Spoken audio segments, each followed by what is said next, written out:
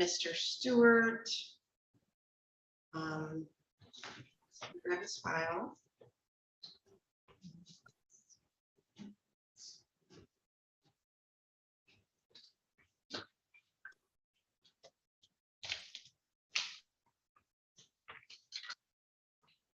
All right, this is in the matter of the people of the state of Michigan versus Ronald Wayne Stewart, file number 22-20943FH. I have Elias Mawad appearing on behalf of the defendant and Isaac Sneed appearing on behalf of the people. This is the date time set for a pre-trial in this matter. Mr. Mawad, how would you like to proceed? Your Honor, there's a plea offer made for my client to plead guilty to CSC 4, which is, I think, count 2 and dismiss count 1. The only thing I'm asking the court, can I go into a breakout room with Ronald? I wanted to make sure he understands the SORA requirements on this, and then we'll come right back. Hi, Isaac. All right. So Mr. Stewart and Mr. Dagger-Margosian, I'm going to assign you, I'm sorry, Mr. Mawad. Okay. I just thought he's in my other waiting room. I'm going to assign you to a breakout room. Go ahead and click on join. All right.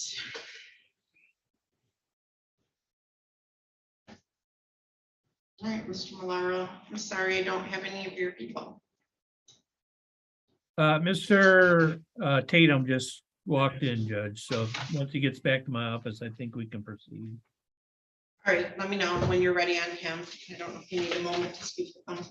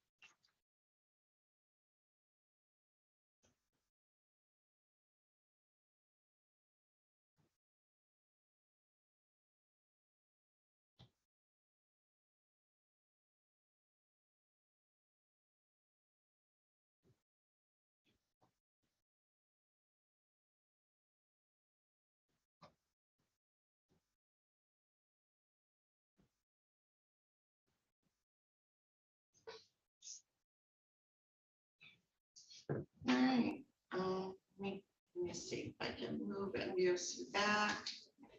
And your other clients here as well, Mr. Derek.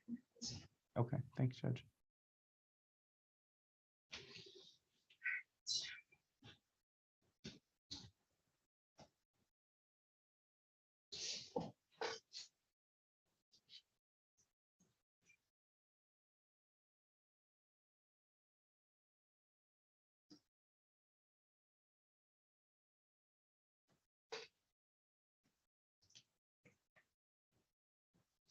Doesn't work very well. It gives me an option there. All right, so Mr. Rowley, we are back on the record. I just file with Mr. Rowley. Mr. Dagger-Margosian, have you had ample time to speak with Mr. Rowley? Yes, Your Honor. Yes. All right, and how would you like to proceed with Mr. Rowley? Your Honor, we're here for a pretrial on this matter. We did conduct a preliminary exam in district court. Ultimately, on this case, we will be asking the court to schedule this for a jury trial. We are still waiting on the prelim transcript. And I also want to just continue my discovery request to Ms. Wagner in the prosecutor's office regarding any sort of ongoing investigation, if there are any new documents or materials to be turned over. So I think what I'd like to do is ask this court for a jury trial date, understanding that we are still waiting on the transcript. And if there are other pieces of discovery, we may have to change that, but that's my request at this time. So, Mr. Dagger-Margosian, we will set this matter for a jury trial But understand, it's a 22 file, so it's probably not even gonna be until June. And I think that will give you plenty of time to get your discovery. And Mr. Rowley, it's only because we have so many jury trials set, the people in custody go first, but you're a 22 files, so they're still, because of the pandemic, 19, 20s, and 21s. So Miss Adams, I'm looking for, I think we're into June now, or May. And how many days is this? Yeah, how many days? I would think 1 day, Your Honor. Well, but we got Mr. Dagger Margosian, so how about 2? I'm not sure a 1-day trial for CSC 1 would be sufficient. How about 2, 3? What do you think? Two sounds good, maybe 3. I mean, probably 2, I would think. All right, we'll do Depending on 2 how- votes. We start them like 2-day trials, we'll start on a Tuesday. And then that way we have time for jury deliberations and so forth. So I'll put down 2 days. So Ms. Adams with a Tuesday start date, and it would be a primary because it's an FC. I'm still looking, sorry. Oh, it's okay, I just.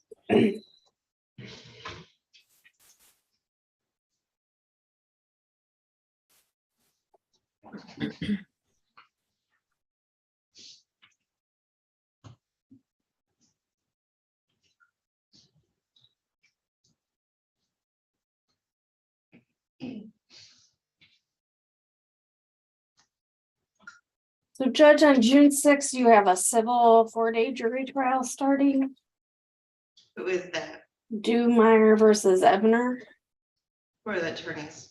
Muth and Jordan. Okay, that sounds like a good day. What day was that again? That is Tuesday, June 6th.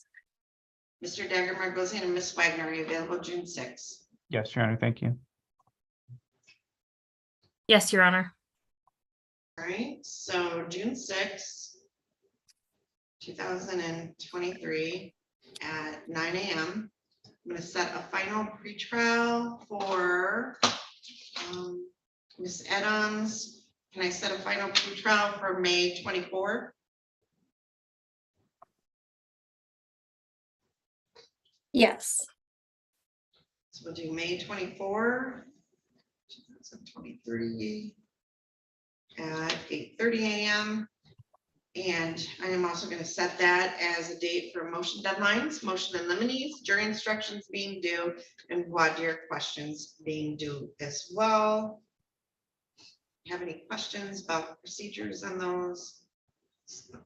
No, I don't think you would at this point. And is there anything else you wish to address on this file, Mr. Dagger Margosian or Ms. Swag? No, Your Honor. All right, Mr. Rowley, and we will see you back for next pretrial on May 24 of 2023. Thank you, Ms. Wagner and Mr. Dagger Margosian. Thank you, Judge. Okay. Thank you. Y'all have a wonderful day. You as well. So, Mr. Thank you. Dagger Margosian, I also have Caitlin Burns.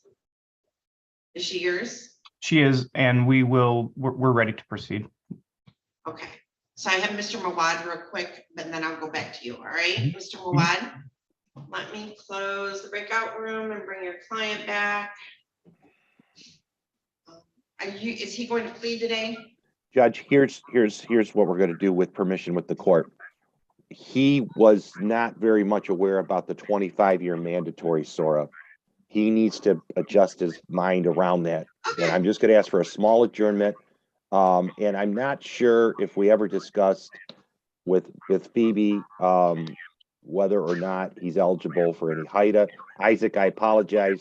We're just gonna ask for more time because I want to discuss this. He wants to discuss the SORA, the 25-year SORA, okay?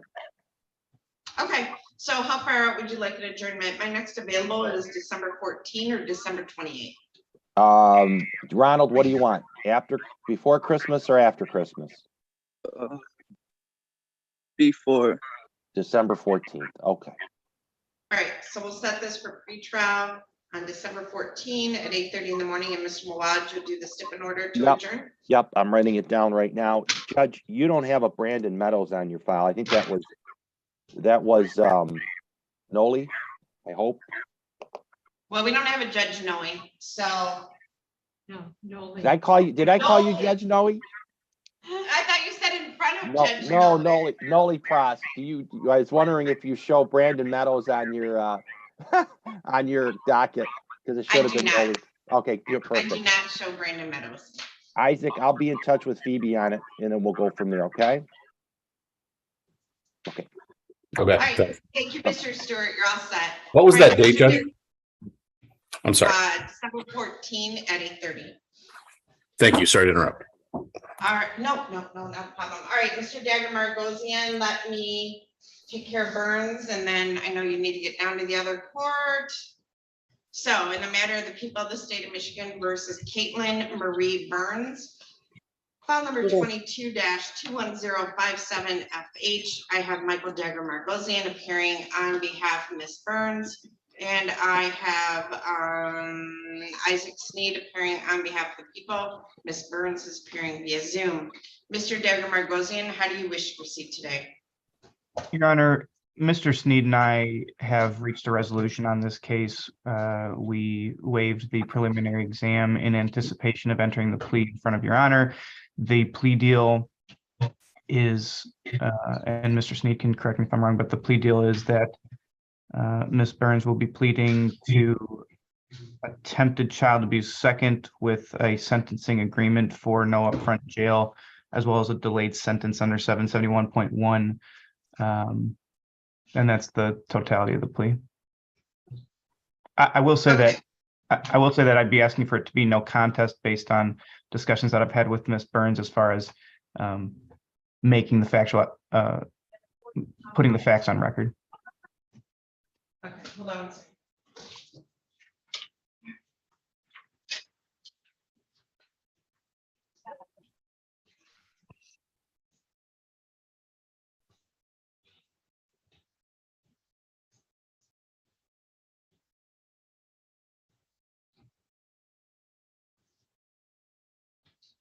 Okay, so a delayed sentence, all right. And the purpose of the delayed, so according to my chart, we have to enter an order stating the reason for the delay. Stating for the no contest? No, you said this is a delayed sentence, right? Right. So, I'm required to enter an order stating the reason for the delay. Okay, I guess the reason would be So I What? guess my question is, if it's gonna, you're asking for HIDA, right? no, it's No.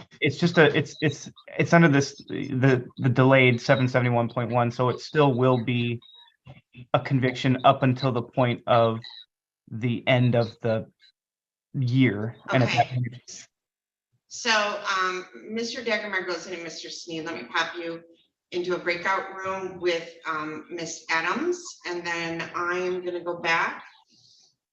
You don't have to get up.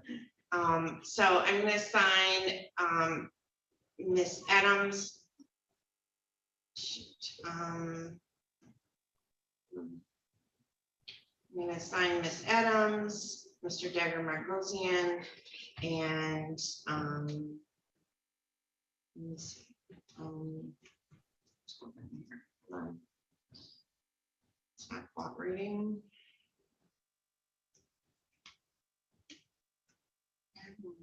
Let me. Don't join that room yet. Okay, so now I'm gonna do it again. Becky, Michael, Isaac, and go ahead and join that room, and then we'll be right back.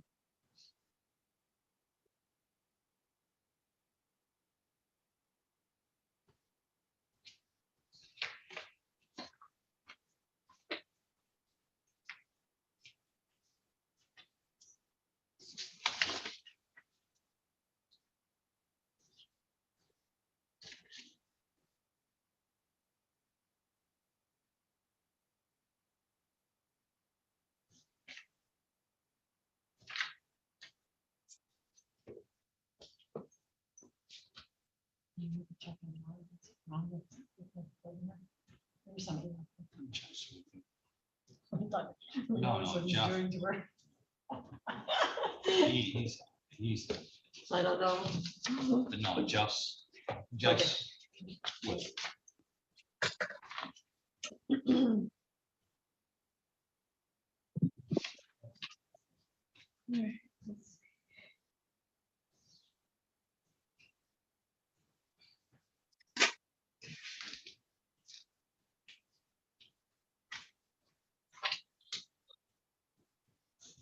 check.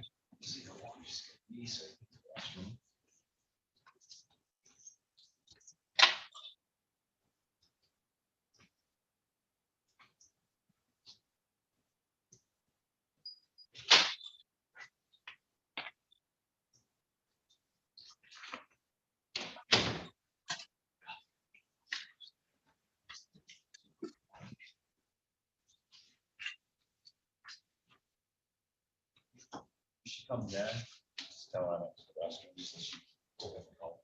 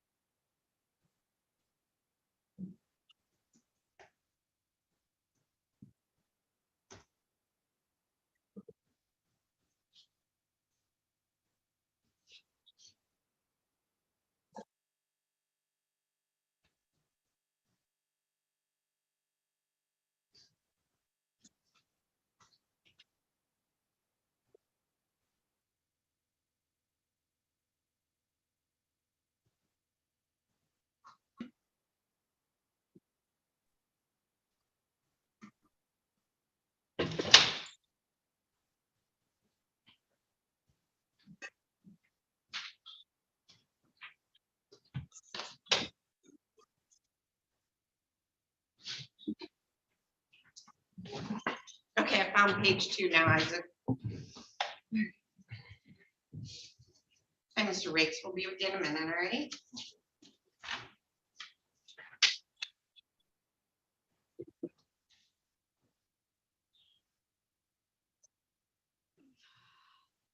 All right, and Becky, could you let Darren Coast know that I'm gonna be doing a deferred on this case? Okay. All right, so, and Mr. Deborah Margosian, you will email you those pages. It's just Thank you. helpful. Thanks, Anna.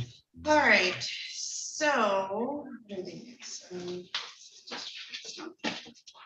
All right, so we are back on the record in the matter of the people of the state of Michigan versus Caitlin Marie Burns. I have had a breakout room with Mr. Sneed and Mr. Deborah Margosian, where we reviewed the chart provided by State Court Administrator's Office with deferred, delayed, and traditional sentences. So it's my understanding that she is now going to plead to an added count 2 on an amended information to attempted child abuse, 2nd degree, which carries a maximum penalty of up to, is that 5 years in prison? Yes, I believe so. Yes. And up to, let's see, all right, and that would be under a deferred judgment of guilt, which means that Mr. Coast would be handling the deferred sentence. Mr. Deborah Margosian, we would set sentencing out, let me see here. What about 12 months, right? And monitor on probation, is that correct? Yes, Your Honor. For enter judgment go, place on probation without sentencing. All right, so we would get a sentencing date then out 12 months, Miss Adams. And, all right, so anything else you wish to place on the record, Mr. Sneed or Mr. Deborah Margosian? No, thank you, Judge. It's just that, again, there was an agreement for no upfront jail, but obviously with the deferred, I don't think that's even on the table anyways. Yeah. Nope. All right, Ms. Burns, can you raise your right hand so I can see it on your screen, please? All right, do you solemnly swear or affirm to tell the truth, the whole truth, and nothing but the truth? Yes, Your Honor. All right, so Ms. Burns, just to clarify, this is going to be a no contest plea. Double check that. Yes, Your Honor.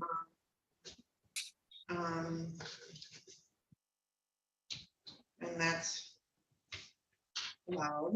All right, so when I ask you how you plead, ma'am, if you wish to plead that way, you would have to say no contest. Do you understand that?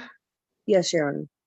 Okay, and Mr. Sneed, were you going to place the factual basis, or did you wish Mr. Deborah Margosian to? Mr. Margosian would like to, I would defer to him. All right, so Ms. Burns, you've heard the statement of your attorney and the prosecuting attorney. Is it your intention to plead no contest to count 2, attempted child abuse, 2nd degree, which carries a maximum penalty of up to 5 years in prison? Yes, Your Honor. Now, are you satisfied with Mr. Deborah Margosian and the advice that he has given you? Yes. Great. neither the prosecutor or the defendant, well, there has been a sentencing agreement or a deferred agreement placed on the record, which basically stated you'll be entering a no contest plea under a deferred sentence, which means that you will be placed on probation without me entering the plea. And you will be monitored by Mr. Coast for 12 months. If you successfully complete that probation term, then your record, the plea would never be entered and the case would be dismissed against you, although it will show as a charge on lien in the future. Do you understand that? Yes, ma'am. Okay. And if a guilty or if this no contest plea is accepted, there will be no trial. This means that you will be giving up rights you would have had at trial. I'm going to explain those rights to you now to make sure that you understand them. You have a right to a speedy public trial by jury. You may ask for a non-jury trial, and if the prosecutor and court agree, you can have a non-jury trial. You have the right to be presumed innocent until proven guilty beyond a reasonable doubt. You have the right to have the prosecuting attorney prove beyond a reasonable doubt that you are guilty, and you do not have to prove anything. You have the right to be present at trial and have witnesses against you appear at your trial and to ask those witnesses questions. You have the right to order any witnesses you have for your defense to appear at the trial. You have the right to remain silent during your trial, not to have your silence used against you.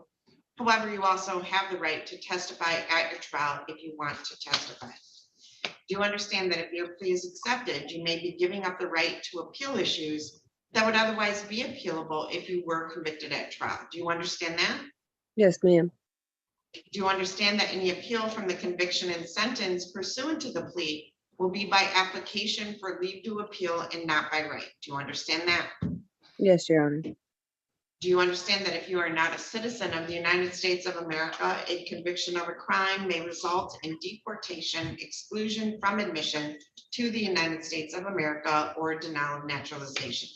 Yeah. And you also understand that you may already be on the central registry. Do you understand that for child abuse? Yes, ma'am. Okay. Do you have any questions about the rights that I've given you? No. All right. How do you wish to plead to the charge that on or about January 21 of 2022 in the city of Adrian and the county of Lenawee, that you did commit the offense of attempted child abuse second degree? Guilty, not guilty, or no contest? No contest. All right. Has anyone made any threats or promises to you to induce you to plead no contest to this charge other than what was placed on the record? No, ma'am.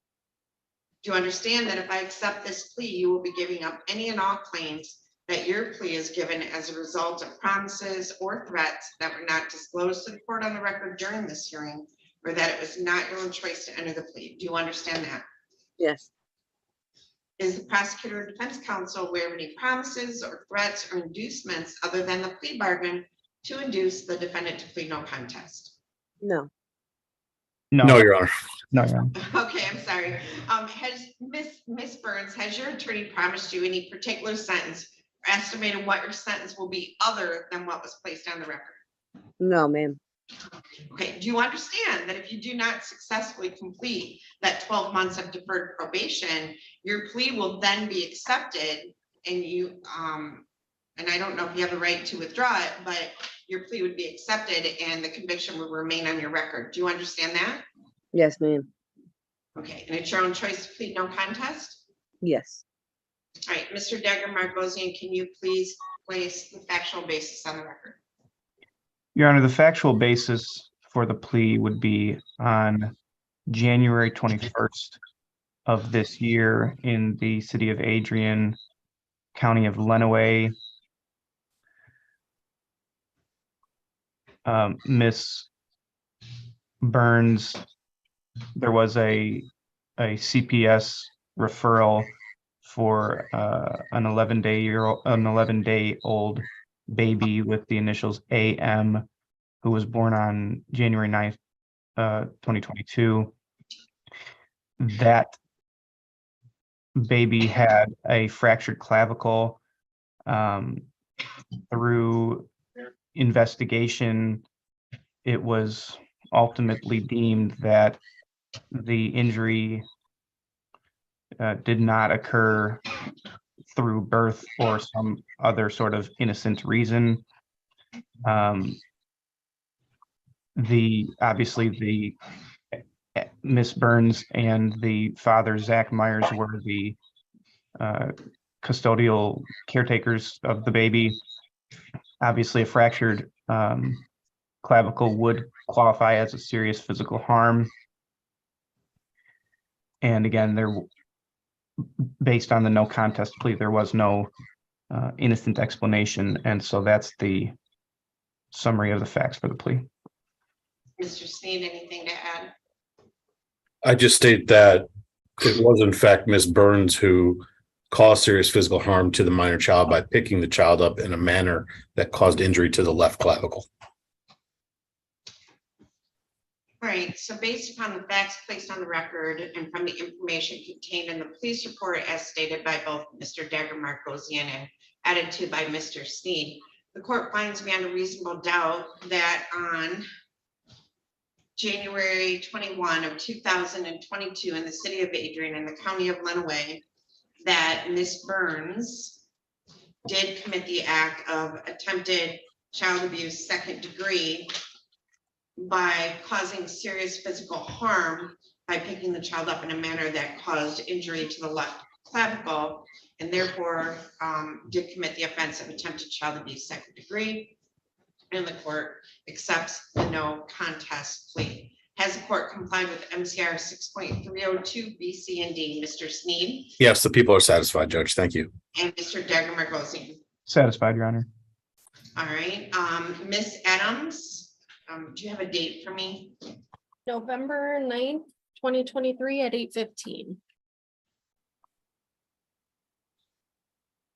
Okay, at 8:15, all right. Okay, so I accept the plea. It's been given understandably, voluntarily, and accurately. The defendant has full knowledge of her rights. She does have competent counsel. I'm going to refer this matter to Mr. Darren Coast, our pretrial services coordinator, for supervision for 12 months of probation. And I'm sorry, I take the plea under advisement. I misspoke. And I am going to order, are you employed, Ms. Burns? Yes, ma'am. All right, I'm going to order that you pay $750 in court costs, $450 court-appointed attorney fee.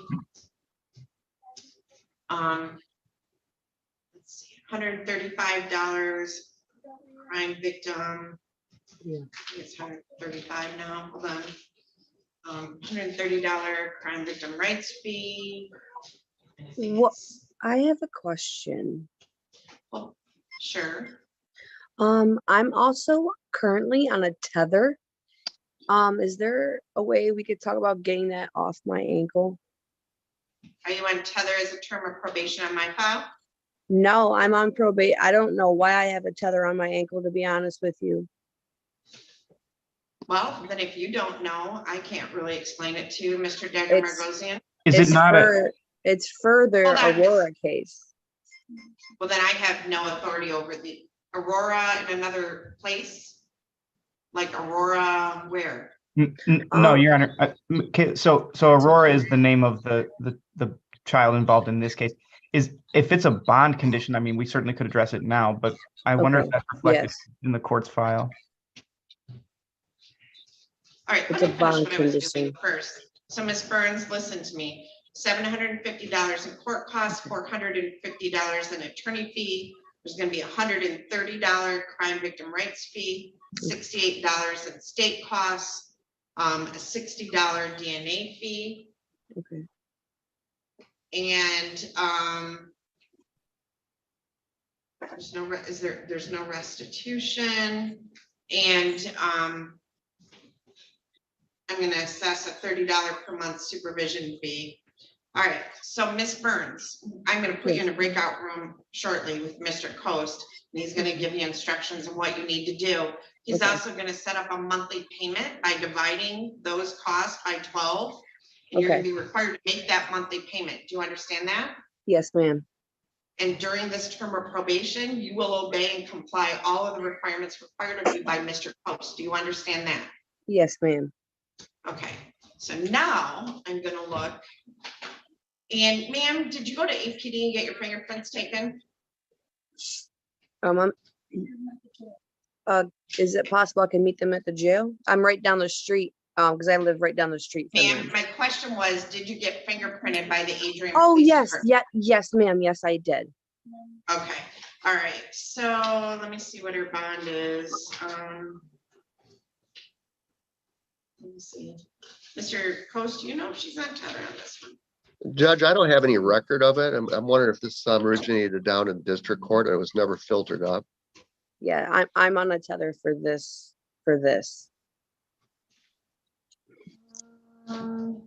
Mr. Sneed, what is your position with regard, now that she's gonna be monitored by Mr. Coast? Your Honor, the Or people tether? would stipulate that the tether could be removed at this point. Yeah, I think that would be appropriate, Your Honor. I would join that request. I'm not. Let's see here, $25,000. She posted bond through a bail bond service. Did you post your bond, ma'am? My dad paid it. No contact. I'm not seeing a tether. My dad paid cash for it. Okay, yep, you already answered that, so hold on. I'm not.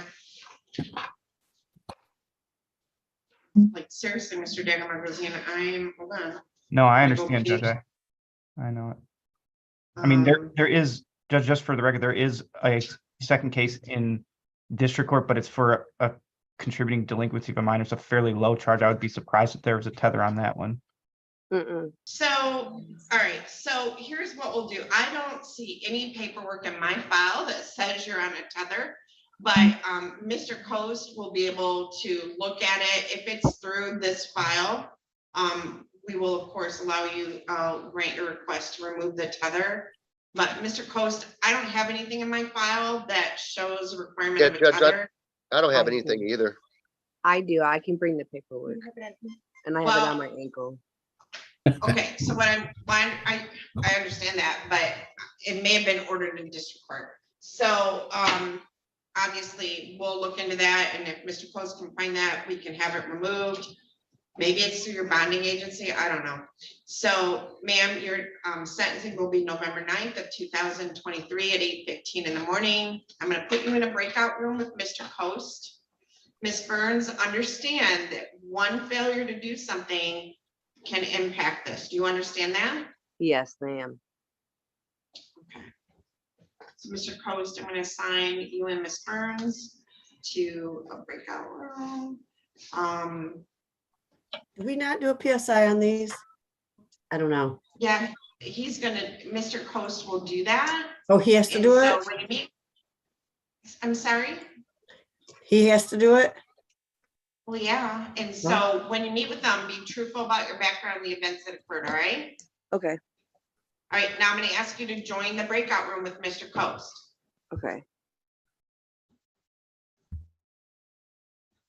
Mr. Deckermark, I believe that is all that I had with you this morning. That's all for me, Your Honor. Thank you. All right, thank you. Mhm. Mr. Rakes, you have Miss Underwood for your attorney, right? Yeah. Okay, she's probably down the hall, so, I have Mr. Tyndall. I'm sorry, Mr. Millar, you kind of got stuck behind that. We took care of Martin, right?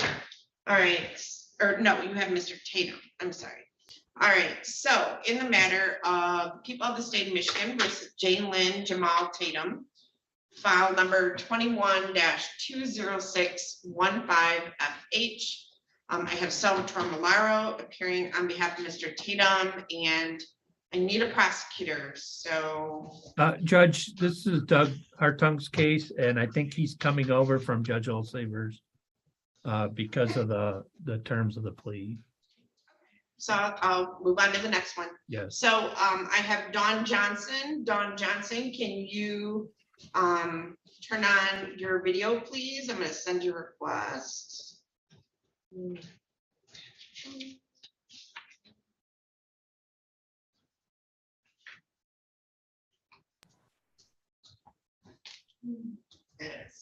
It's Mr. Russell. All right, Mr. Russell, can you hear me?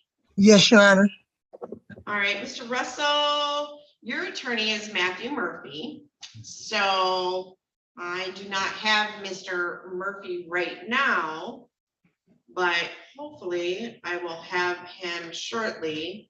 So I am going to change your screen name, and then I'm going to put you in the waiting room for a moment, Mr. Russell, okay? Okay. All right. Dear Robert Love, who represents Mr. Love.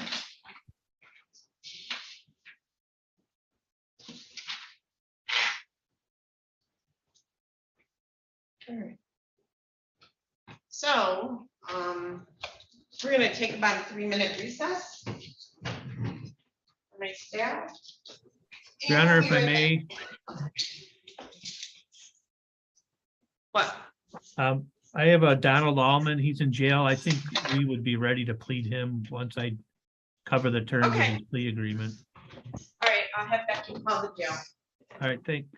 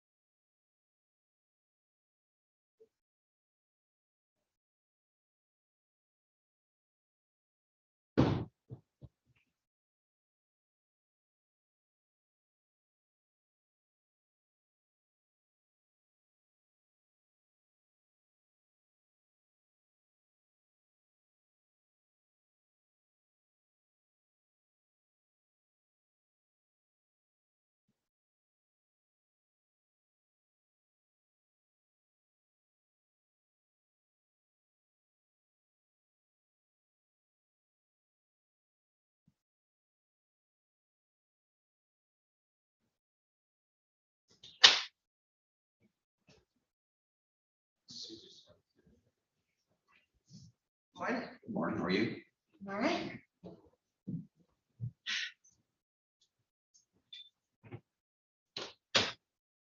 The courtroom.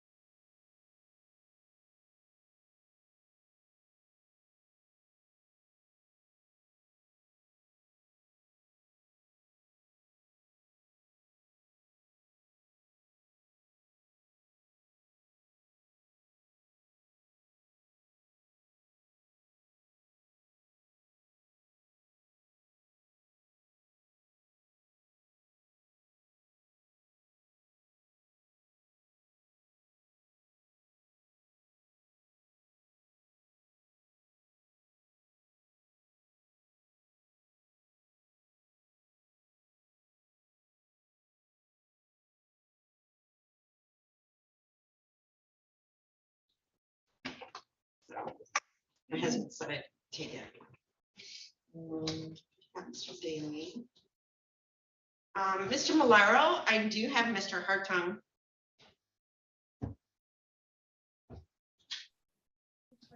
Yes, Judge, I think we're ready. Right, is Mr. Tatum in your office? There he Yes. is.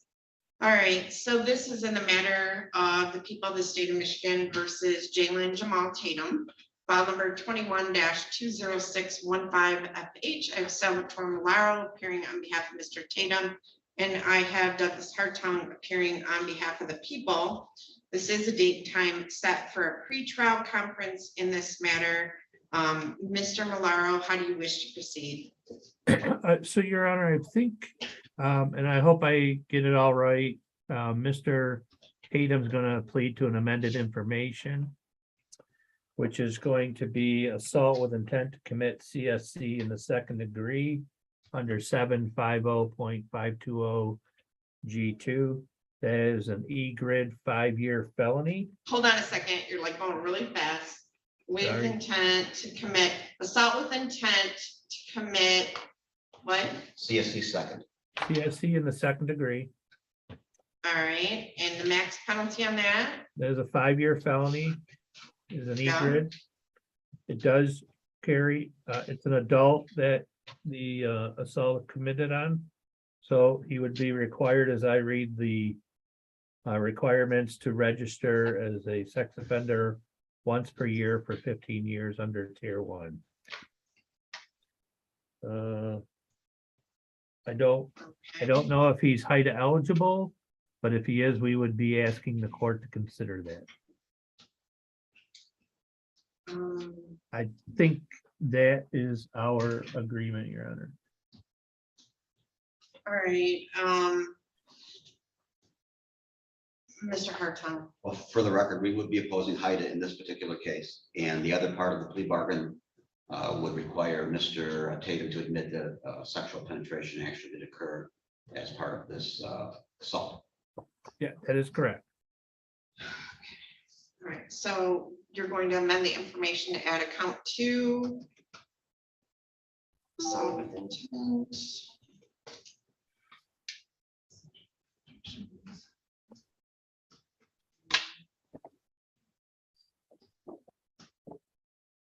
Okay, all right, so Mr. Tatum, can you see me?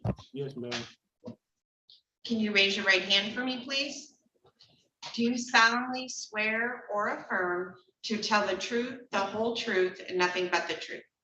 Yes, Your Honor. All right, so Mr. Tatum, I can't really hear you. So one of two things, I need you to scoot up or I need you to speak really loudly. Okay. All right, it sounds like you're kind of soft spoken, so you might need to speak up anyway. All right, so you are Jalen Jamal Tatum, is that correct? Yes, Your Honor. All right, sir, you have heard the statement of your attorney and the prosecuting attorney. Is it your intention to plead on an amended information to count 2, assault with intent to commit criminal sexual conduct, 2nd degree? Yes, Your Honor. All right, are you satisfied with Mr. Malaro as your attorney and the advice that he's given you? Yes, Your Honor. All right, and do you understand the maximum penalty for this offense could be up to 5 years in prison? Do you understand that? Yes, ma'am. Neither the prosecutor, the defendant, nor anyone on the defendant's behalf has discussed a possible sentence with the court. Is that correct, Mr. Hartung? It is, Your Honor. Mr. Malaro It is, Your Honor, correct. and Mr. Tatum, is that correct as far as you're aware? Yes, Your Honor. If a guilty plea is accepted, there will be no trial. This means that you will be giving up rights you would have had at trial. I'm going to explain those rights to you now to make sure that you understand them. You have a right to a speedy public trial by jury. You may ask for a non-jury trial, and if the prosecutor and court agree, you can have a non-jury trial. You have the right to be presumed innocent until proven guilty beyond a reasonable doubt. You have the right to be presumed, you have the right to have the prosecuting attorney prove beyond a reasonable doubt that you are guilty and you do not have to prove anything. You have the right to be present at trial and have witnesses against you appear at your trial and to ask those witnesses questions. You have the right to have the court order any witnesses you have for your defense to appear at the trial. You have the right to remain silent during your trial and not to have your silence used against you. However, you also have the right to testify at your trial if you want to testify. Mr. Tatum, do you understand that if your plea is accepted, you may be giving up the right to appeal issues that would otherwise be appealable if you were convicted at trial? Do you understand that? Yes, Your Honor. Do you understand that any appeal from the conviction and sentence pursuant to the plea will be by application for leave to appeal and not by right? Do you understand that? Yes, Your Honor. If you are not a citizen of the United States of America, a conviction of a crime may result in deportation, exclusion from admission to the United States of America, or denial of naturalization. And once again, do you understand that by entering a plea to this offense, you will be required to register under the Michigan Sex Offender Registration Act? Do you understand that? Yes, Your Honor. All right. So do you have any questions about the rights that I've given to you? No, Your Honor. All right. So Mr. Tatum, how do you wish to plead to the charge that on or about the time period between September 24 of 2016 and September 25 of 2016, that you did commit the offense of assault with intent to commit criminal sexual conduct, 2nd degree, guilty or not guilty? Guilty. Say it again. Guilty. Okay.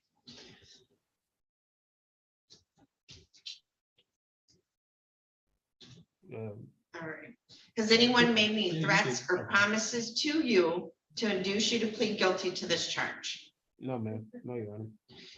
Do you understand that if I accept this plea, you will be giving up any and all claims that your plea is given as a result of promises or threats that were not disclosed to the court on the record during this hearing, or that it was not your own choice to enter the plea? Do you understand that? Yes, Your Honor. Is the prosecutor or defense counsel aware of any promises or threats or inducements other than the plea bargain to induce the defendant to plead guilty? Mr. Hartung, No, Your Honor. and Mr. Malaro. No, Judge. All right, Mr. Tatum, has your attorney promised you any particular sentence or estimated what your sentence will be? No, Your Honor. All Well, right. Judge, we did discuss the grids Yeah. and basic guidelines stuff, but I've not made any representation as to what his sentence is going to be. Is that correct, Okay. Mr. Tatum? Yes, sir. So, Mr. Tatum, is it your own choice to plead guilty? Yes. Okay, all right, so Mr. Tatum, on the time period of September 24, 2016 through September 25 of 2016, were you in the city of Adrian and the county of Lenawee? Yes, Your Honor. Okay, and were you in the, and I'm gonna use initials. So, sir, were you in the company of a person with the initials of BM? Were you with that person? Yes, Your Honor. Okay, and at the time you were with them, did you engage in sexual penetration, penis to vagina with that individual? Yes, Your Honor. Okay, and this required physical helpless. I'm sorry, physically helpless? Yes, she was intoxicated, Your Honor. All right, and Mr. Tatum, would you agree that she was intoxicated to the point that she could be considered physically helpless? Yes, Your Honor. Okay, Mr. Hartung, anything else you wish? Satisfied, thank you. Okay, has the court complied with, has the court complied, has the court complied with MCR 6.302 B, C, and D, Mr. Hartung? Yes, Your Honor. Mr. Malaro? Yes, Your Honor. All right, I accept the plea. It has been given understandably, voluntarily, and accurately. The defendant has full knowledge of his rights. He does have competent counsel. This court has made no agreement regarding the possibility of a plea or possible sentence in this case with the prosecutor, the defense attorney, the defendant, or anyone acting in the interest of either of them. Mr. Malaro, my sentencing date is December 29 at 8:15. Are you available that day? I am, Judge.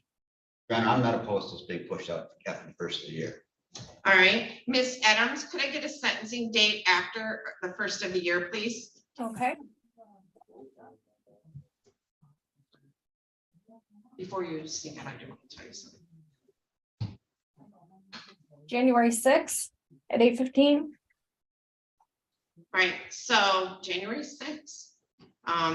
So we're going to set this for January 6th at 8:15 in the morning for sentencing. Mr. Tatum, I'm gonna put that in person. All right, so just come on back to the courthouse like you did this morning, okay? Okay. Now, Mr. Tatum, I'm gonna put you in a breakout room with Miss Holly from the Michigan Department of Corrections. When you meet, she's gonna give you instructions on what you need to do going forward, how to contact them, what you need to do. Make sure you do all those things. And then Okay. when you meet with the probation department, be truthful with them about your background and the events that occurred. And we will see you back on January 6th at 8:15 in the morning in person, okay? Okay. All right, so let me open this breakout room. And Mr. Malaro, I'm gonna assign you and Miss Holly to that breakout room. Go ahead and join that breakout room. I'm gonna do this. And I'm gonna put the courtroom in the waiting room for a minute.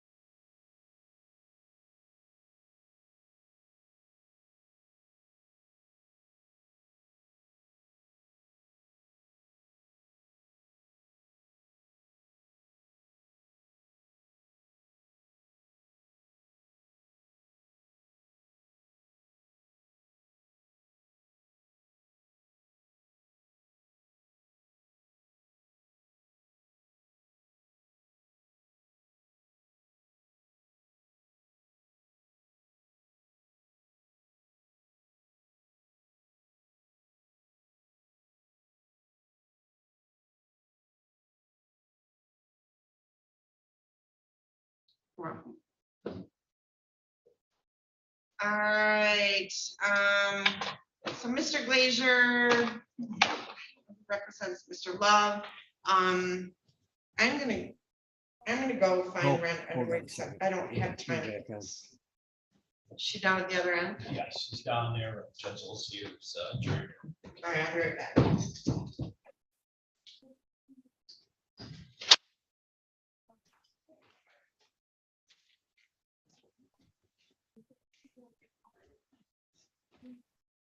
Yeah, mine's still not showing.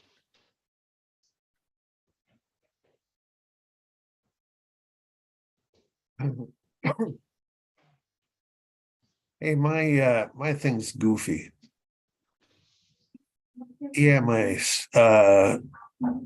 of whatever. My picture's not showing up. All right.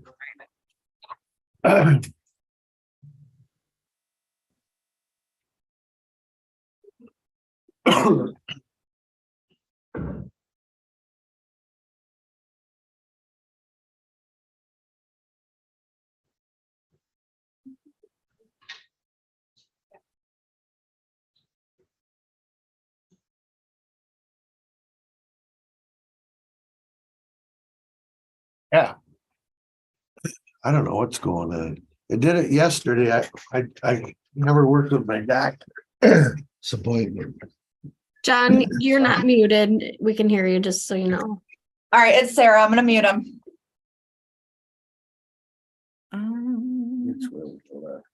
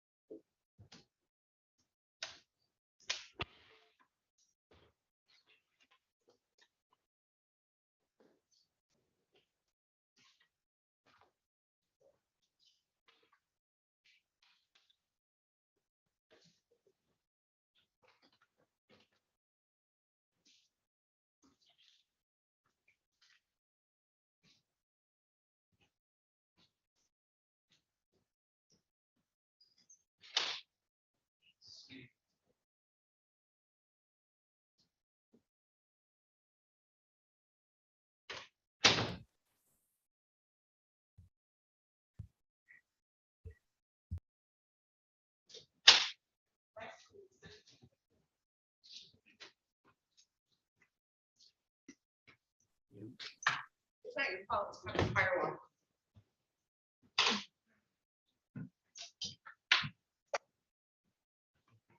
All right, Mr. Glazier has Mr. Wetzel.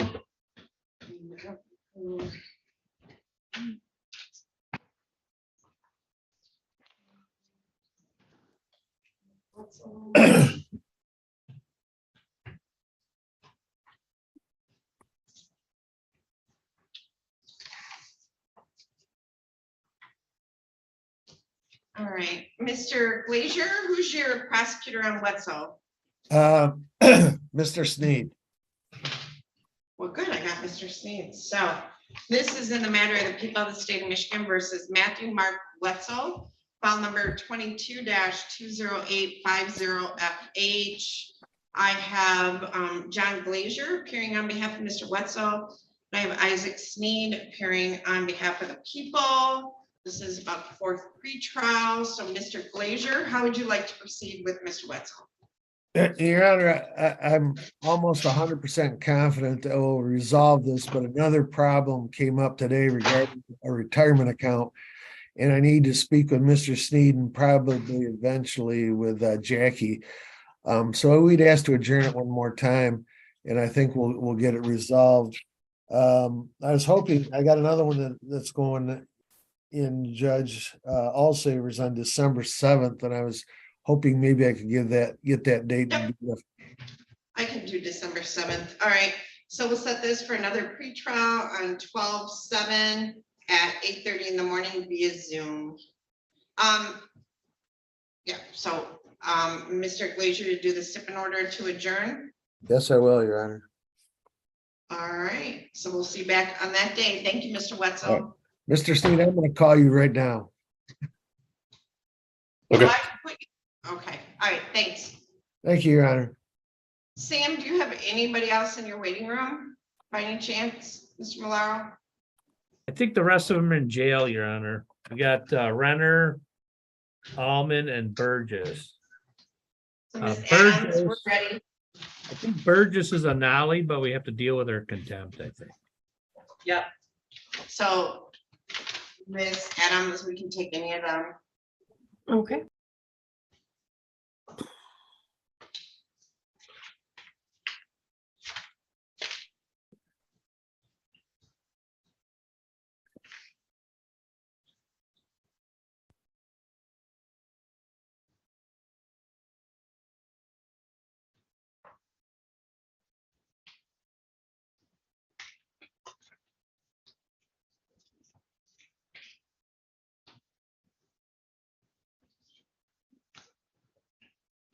I don't need to get up every time I do. You can go, but Go ahead, please. you need to use the restroom while we're waiting for the jail. You might have something here with Mr. Lang. I have what? Okay, you broke up.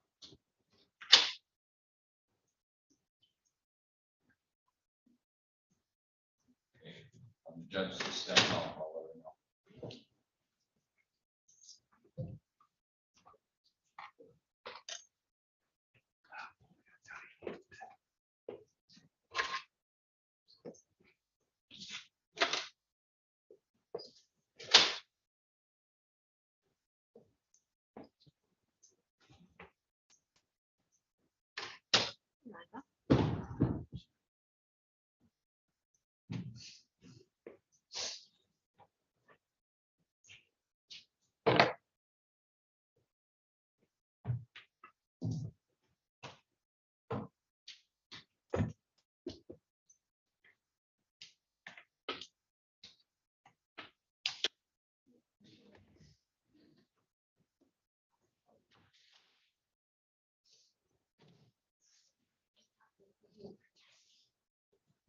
Hold on.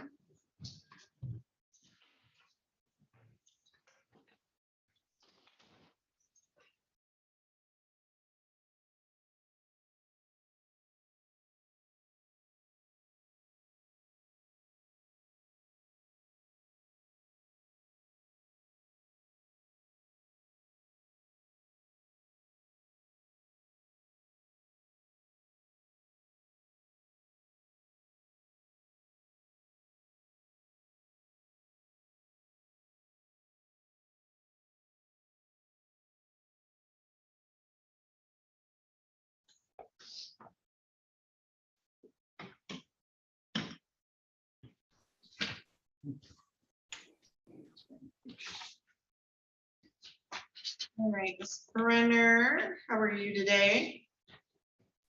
Morning, Your Honor. I am great. So am I. Fabulous. So, all right, we'll take care of you in a minute, but I do have Mr. Daly connecting and Mr. Malari of the jail connecting.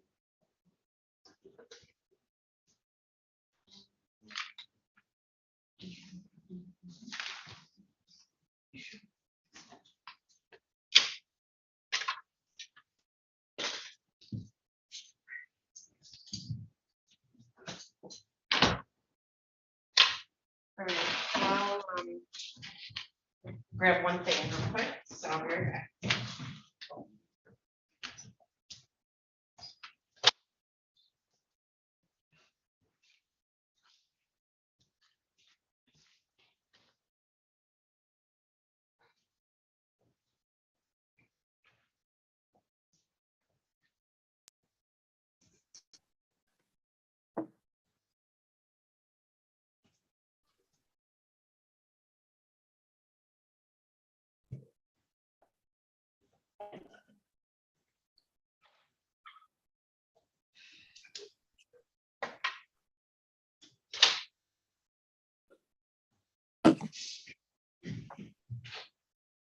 All right, Mr. Daly, do you have your client with you? I do, Your Honor. Okay, and that would be Mr., let me find you. That would be Mr. Hughes. Yes, Your Honor. All right, let me grab his file. All right, this is in the matter of the people of the state of Michigan versus Justin Eric Hughes, file number 22-20865FH. I have James Daly appearing on behalf of the defendant, and I need a prosecutor. Is it Mr. Sneed or Mr. Bayonetto? Your Honor, I can Bayonetto. appear on this one. Yep, Mr. Bayonetto for the win. All right, so Mr. Daly, how do you wish to proceed with Mr. Hughes, who is present in your office? You're muted, Mr. Daly. There's been an offer in this case that if the defendant pleads guilty to count 2, the remaining charges will be dismissed at the time of sentencing. It's also our understanding that if he pleads, there would be no additional MDOC time and no additional upfront jail time. In addition, he's wearing a tether, which they have, I believe, no objection to him being removed at the time of the plea. All right, so Mr. Daly, is Ms. Meir typically on this file? Yes. Did you and Ms. Meir come meet with me on this file? No. Okay, is Well, Mr. Hughes? I can't remember, Judge. We may have. I can't remember if we did, though. Well, when you say no further MDOC time, are you referencing a probation violation or parole violation? I'm just referencing the sentencing is all. Okay, The agreement. so, okay, Mr. Bayonetto, are you able to pull up the plea agreement on this file? I'm looking through the notes right now on that, Judge. Mr. Daly, did you represent, it was a plea to count 2 and 3? I was pulling it up when you were talking. I just have a count 2 is all I, please count 2 and 3. Yeah, I have pleads to count 2 and 3. Count 2 Yeah. is aggravated domestic violence. Was that without the second offense or with the second offense? I believe that was without. And then count 3 also. All right, so Mr. Bayonetto, do you need a moment to? Your Honor, Mr. Sneed just popped into my office with an email from Ms. Meir indicating that she has no objection to no upfront jail time.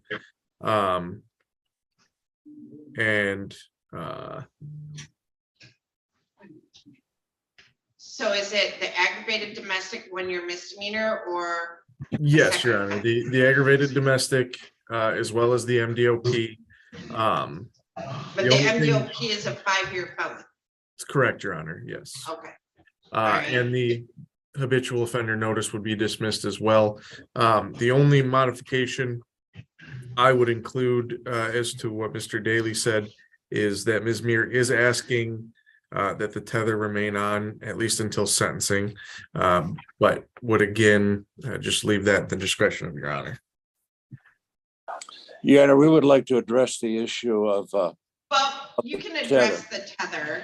I'm gonna look to see if there are any violations before I make a decision on that. How's that? I don't believe there's been any violations, Judge. No, Judge. Right, okay. So the tether is not part of the police, so we can talk about that after we gather Right. the police. So, Right. Mr. Hughes, I'm gonna need to see your face and also be able to see your right hand, please. All right, do you solemnly swear or affirm to tell the truth, the whole truth, and nothing but the truth? Yes, ma'am. All right, can you state your full name for the record? Justin Eric Hughes. All right, so Mr. Hughes, you have heard the statement of your attorney, is it your intention to plead guilty to count 2, aggravated domestic violence, which carries a maximum penalty of up to 1 year in jail and $1,000 fine?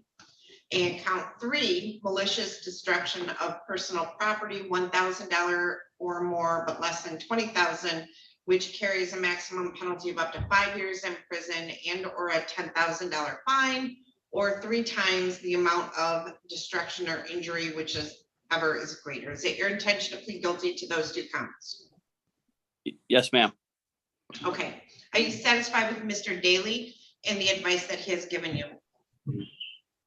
Yes, ma'am. Now, you understand there was an agreement on the record that there would be no objection to no upfront jail on this. Do you understand that as well? Yes, ma'am. Okay. Other than that, neither the prosecutor, the defendant, nor anyone on the defendant's behalf has discussed a possible sentence with the court. Is that correct, Mr. Bayonetto? That's correct, Your Honor. Is that correct, Mr. Daly? Yes, Your Honor. If a guilty plea is accepted, there will be no trial, sir. That means that you will be giving up the rights you would have had at trial. I'm going to explain those rights to you now to make sure that you understand them. You have a right to a speedy public trial by jury. You may ask for a non-jury trial, and if the prosecutor and court agree, you can have a non-jury trial. You have the right to be presumed innocent until proven guilty beyond a reasonable doubt. You have the right to have the prosecuting attorney prove beyond a reasonable doubt that you are guilty and you do not have to prove anything. You have the right to be present at trial and have witnesses against you appear at your trial and to ask those witnesses questions. You have the right to have the court order any witnesses you have for your defense to appear at the trial. You have the right to remain silent during your trial and not to have your silence used against you. However, you also have the right to testify at your trial if you want to testify. Do you understand that if your plea is accepted, you may be giving up the right to appeal issues that would otherwise be appealable if you were convicted at trial? Do you understand that? Yes, ma'am. Do you understand that any appeal from the conviction and sentence pursuant to the plea will be by application for leave to appeal and not by right? Do you understand that? Yes, ma'am. If you are not a citizen of the United States of America, a conviction of a crime may result in deportation, exclusion from admission to the United States of America, or denial of naturalization. Do you have any questions about the rights that I've given to you? No, ma'am. All right, so Mr. Hughes, how do you wish to plead to the charge that on or about February 14 of 2022 in Woodstock Township in the county of Lenawee that you did commit the offense of aggravated domestic violence? Guilty or not guilty? Guilty. All right, and how do you wish to plead to the charge that on February 14th of 2022 in Woodstock Township in the county of Lenawee that you did commit the offense of malicious destruction of personal property, 1,000 or more, but less than 20,000? Guilty or not guilty? Guilty. All right. Has anyone made any threats or promises to you to induce you to plead guilty to these charges? No, ma'am. Do you understand if I accept these pleas, you will be giving up any and all claims that your plea is given as a result of promises or threats that were not disclosed to the court on the record during this hearing, or that it was not your own choice to enter the plea? Do you understand that? Yes, ma'am. Is the prosecutor or defense counsel aware of any promises or threats or inducements other than the plea bargain to induce the defendant to plead guilty? Mr. Bayonetto? No, Your Honor. Mr. Daly? No, Your Honor. So, sir, I understand there's agreement to no upfront jail, but has your attorney promised you any other particular sentence or estimated what your sentence will be in terms of fines, cost, length of probation? No, ma'am. All right, is it your own choice to plead guilty to these counts? Yes, ma'am. All right, so Mr. Hughes, on February 14th of 2022, which is Valentine's Day, were you in Woodstock Township in the county of Lenawee? Yes, ma'am. All right, and at that time, I'm going to use initials because I try not to use full names. Were you in the presence of someone with the initials TT? Yes, ma'am. All right, and at that time, did you commit a domestic violence against her? Did you hit her, push her, pull her, kick her? What did you do to her? It was more like a wrestling match, I would say. I mean, Okay, so you were wrestling with her and did you, was she injured? yes, ma'am.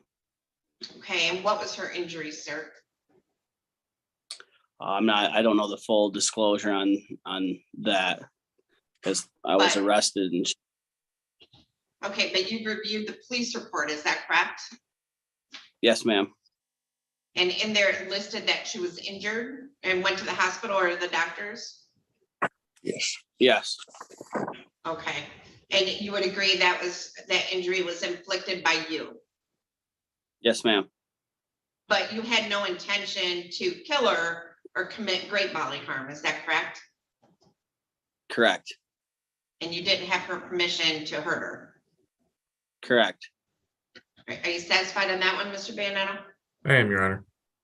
All right, so then on that same day, obviously she, okay, so on the same day, you damaged her vehicle, is that correct? Yes, ma'am. How did you damage her vehicle? With the snow shovel. Okay, and would you agree that the damage that you inflicted would cost at least $1,000 or more to repair, Yes, ma'am. but not more than $20,000? Correct. And she never gave you permission to damage your vehicle? No, ma'am. All right, Mr. Bayonetto, you're satisfied on that count? I am, Your Honor. All right, has court complied with MCR 6.302 B, C, and D? Mr. Daly Yes, Your Honor. and Mr. Bayonetto? Yes, Your Honor. All right, hold on.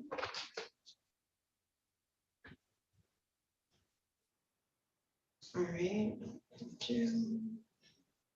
All right, I accept the plea. It has been given understandably, voluntarily, and accurately. The defendant has full knowledge of his rights. He does have competent counsel.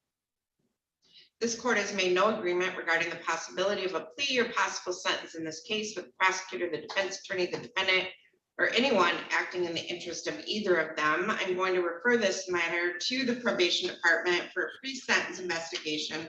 Mr. Daly, are you available on December 29th at 8:15 in the morning? Let me check here, Judge. December 29th? Yes, sir.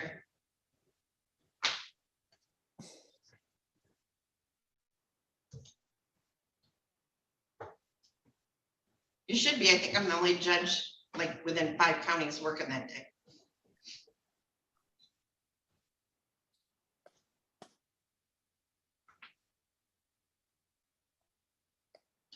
While he's looking at that, Mr. Yeah, Hughes. that works, Judge. That Okay. works. Mr. Hughes, you of course have the right to be present in person for sentencing if you'd like. There is an agreement to not rent jail. So if you'd like, you can Zoom in for sentencing, even from Mr. Daly's office or from home. Would you like to appear via Zoom? Yes, ma'am. All right, so Mr. Hughes, I am going to put Mr. Daly, his Zoom unit with Miss Holly in a breakout room. And you're gonna meet with the probation department. They're gonna give you instructions on how to proceed going forward. When you meet with them, be truthful about your background and be truthful with them about the events that occurred. They'll prepare a pre-sentence, Mr. Daly, prior to sentencing, and we'll see you back on December 29 at 8:15 in the morning. Now, Mr. Daly, you're asking about removal of his tether. A couple things, Mr. Hughes. Let me look through here. Recall of warrant. Let me see here. We issued, okay, so it looks like back in June, you failed to get your GPS set up and set up twice weekly drug testing after you were released from the jail. And you did that after you did appear for a hearing and then you had that done. Is that correct? Yes, ma'am. Your Honor, if I may add, he was not liable for the mistake that was made. He was released from jail and not told about the bond conditions requirement. We appeared in your court and you didn't charge him with any violations because of that. Okay, so I want you to listen to me very carefully, Mr. Hughes. Yes, ma'am. One of your bond conditions is no contact, okay? I'm going to, because you've not violated anything in the last 6 months or 4 months or 5 months, I am going to allow you to have the tether removed. But Thank you. listen to me. Yes, ma'am. If you get in contact with her, if you drive by her house, if you go to where she works, it would be a violation of your bond conditions, and I will remand you to the custody of the sheriff's department. Do you understand? Yes, ma'am. Yes, ma'am. So if you know where she lives, don't even drive down her road. If she shows up, and Judge Sheridan used to always say, if she shows up butt naked at your front door, don't open the door. Do you understand? So even Yes. if she tries to make contact with you, if you have contact with her, it's a violation and you go to jail. You understand that? Yes, ma'am. Okay. I will allow you to have the tether removed, but Mr. Hughes, no contact, none. No problem, ma'am. Thank you. All right, we'll see you back here December 29th at 8:15 in the morning via Zoom. Thank you, Thank you, Mr. Daly, Judge. and thank you, Mr. Hughes. Go ahead and let me open that breakout room, which I thought, there we go. Go ahead and join that breakout room. Okay, can we take care of Mr. Lambert first? I'm ready. Okay, thank you so much. All right. Why don't you just Mr. run over there? It'll be quicker. To Go ahead and join Daly's that office. breakout room. Mr. Daly, you're not muted. Go ahead and join that breakout room. Have him move back. No, she's fine. Mr. Lambert can stand at the podium. Mr. Lambert, come on up to the podium, all right?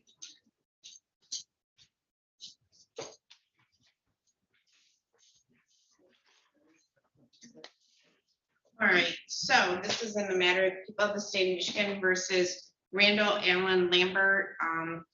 I don't know if Ms. Teskey's available today, but we have 3 files, 21-20501FH. Becky, could you call Ms. Teskey and see if she's in her office? Okay. 21-20499FH and 21-20500FH. This is the date and time set for VOP sentencing or violation of probation sentencing. So, Mr. Lambert, have you had a chance to read the probation violation report? Yes, I have. All right, have you had a chance to review that with Ms. Underwood? Yes, I have. All right, are you satisfied with Ms. Underwood as your attorney and the advice that she's given us? All right, Ms. Underwood, do you wish to challenge or explain the accuracy or relevancy of any information in the probation violation? I don't believe so. Before the court passes sentence, oh, here's this testing. Oh, yeah, the recommendation. Well, I'm asking about the, like, just the information. No, it's okay. I'm just asking like the information. All right, so Ms. Underwood, before the court passes sentence, is there anything you'd like to say on behalf of Mr. Lambert? Very much so, Your Honor. Mr. Lambert is a member of drug court and has done a lot of things right, Your Honor. He's understands the violation. I think it was more a situation with his prescription medication. It wasn't a relapse on methamphetamine, Your Honor. Mr. Lambert understands the recommendation. Mr. Lambert hopes to be allowed back in drug court. And this was not a prolonged, as we see so many times, a prolonged period away from drug court. This was a failure to test one day. Your Honor, we are hoping that Mr. Lambert can get back into drug court. We're hoping he can do that without any further jail time so that he can go back to work and get back on his drug court program and be successful, Your Honor. All right, Mr. Lambert, is there anything you want to say on behalf? Yeah, I did mess up a little bit, but I messed up in a way where I feel like I can get back out and get right back on track. A lot of things too is if my sister, if I'm gone a long time too, like I'll probably lose everything again. And I don't want to lose my job. I still have my job. And I know now not to take it that far. My medication, I think a lot of reasons, because was going through a lot of stress because of the situation the situation I was going through. And that's what happened, but now I'm not to mess up again. I've got the phase 3 and I know I can get better, way better, and I can do this. I just not. I know I can do this. I just screwed up. This is the first time I screwed up, really. I know it's not good to screw up, but it still is actually the first time I actually was like right on it every day. Ever since I got out the first time in drug court, I've made it to every class, everything. I mean, everything.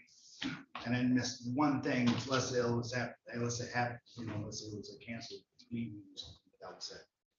But this was the first time I messed up. So Ms. Teskey, I don't see anything in the recommendation that would ever have him being removed from the drug court program. Your recommendation is for inpatient. It sounds like he's asking for intensive outpatient and therapy, so that he doesn't lose his placement or his employment. Do you have any thoughts, Ms. Teskey? Obviously, I didn't get to meet with the team to discuss this. Judge, my recommendation stands firm. I think residential is appropriate at this time. He didn't go to residential when he first came into the program, and it's time that we do that. He hasn't been successful, in outpatient at this point, so that is my recommendation. All right, well, so Mr. Lambert, obviously you're going to be continuing in the drug court program. You've been doing well, for all intents and purposes, you've been doing well. This is a relapse. We'll continue on probation. We'll continue on jail in drug court, and it's sentencing court that you will serve 60 days in jail with release to residential treatment. We'll give you credit for the 7 days. When you get out, you're going to need to start making monthly payments on this. Your Honor, I understand that she did this. I understand, Sarah. I get it. But the thing is I've seen people screw up a lot on drug court and they didn't have to go through what I'm going through. I'm not saying it's an unfair situation, but it is kind of an unfair situation. Just because I didn't. So here's the thing.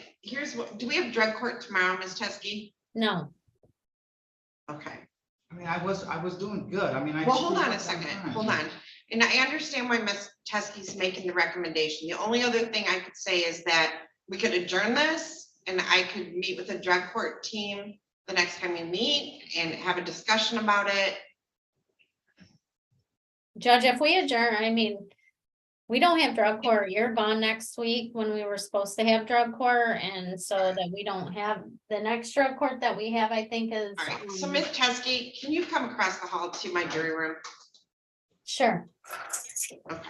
So just have a seat, Mr. Lambert, back in the bench.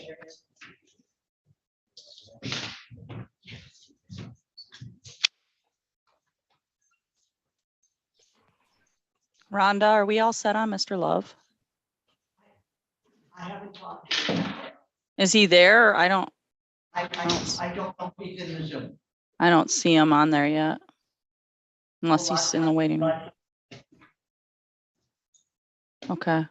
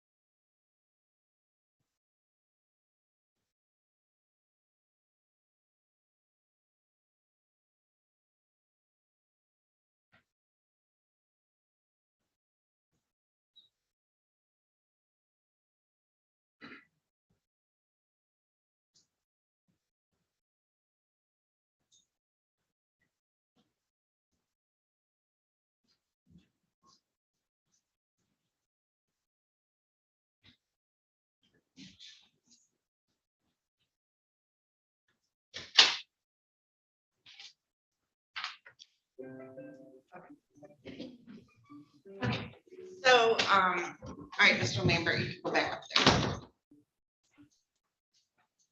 All right, so Ms. Underwood, I did talk with Ms. Teskey about drug court policies. In this case, when Mr. Lambert was originally sentenced, he did not go to rehab, which is the standard for all people coming into drug court. I did release him. So because he didn't, that's why now he's being referred to drug court. So residential treatment. So you'll do 60 days in jail with release to residential treatment. We'll give you credit for 7 days. You'll be continued on the drug court and probation, and $100 monthly payment once you get released from jail. Now you do have the right to appeal this sentence. So my bailiff's going to bring down 3 sets of paperwork for each of I your. won't have nowhere to go when I get out. That's what I know you don't, and that's what residential treatment. No, will help even with. after residential. I'm not going to argue with I'll Mr. lose Lambert. everything for one Mr. mistake. Lambert, Everybody made I'm mistakes. done. Sign the advice. There's an advice of rights. I need you just to initial and date each one, just to say that you received it. The other copies are for you. If you wish to appeal your sentence, you would fill out the information on the form and mail them to the address listed on the form within 40 days.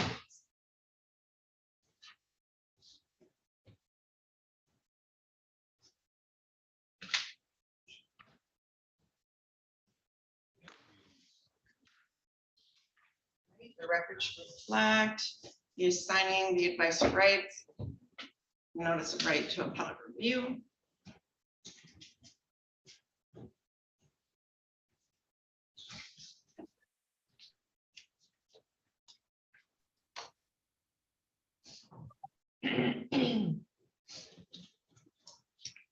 And has received his copies. All right. We'll first receive your copies there.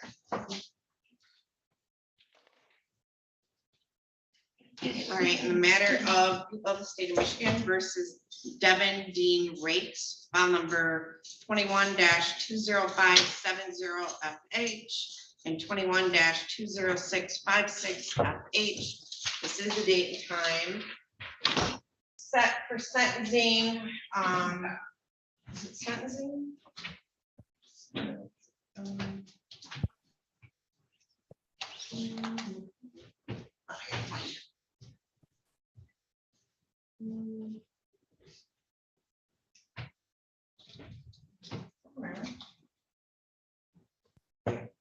All right, set for sentencing in this matter. Mr. Rakes, have you had an opportunity to read and review the probation violation report? Yes, I have. Have you had an opportunity to speak with Ms. Underwood about your probation violation report? Yes, ma'am. Are you satisfied with her as your attorney and the advice that she has given you? I am. All right, Ms. Underwood, before the court passes sentence on this, do you wish to explain or challenge the accuracy or relevancy of any information in the pre-sentence report? Mr. Rakes, I believe it says he's unemployed. Mr. Rakes is employed at Wendy's, Your Honor, and has been for approximately a month, 3 weeks a month. All right. And okay, so we'll make that change. All right, and Miss Adams, I don't know where Miss Teskey is. She's and not. he states he has paid on his fines, Your Honor. How much have you paid, Mr. Rakes? I show he has not paid anything on his fine. He says he's paid $300. Well, the thing is, it goes towards my restitution. When I try to pay it, they say I have to pay my restitution off. So that may very well be, but nothing's been paid towards cost, crime victim assessment fee, supervision fee, state costs. I've tried to go and pay towards. We're not talking now, I'm just saying you paid towards restitution, but nothing on this.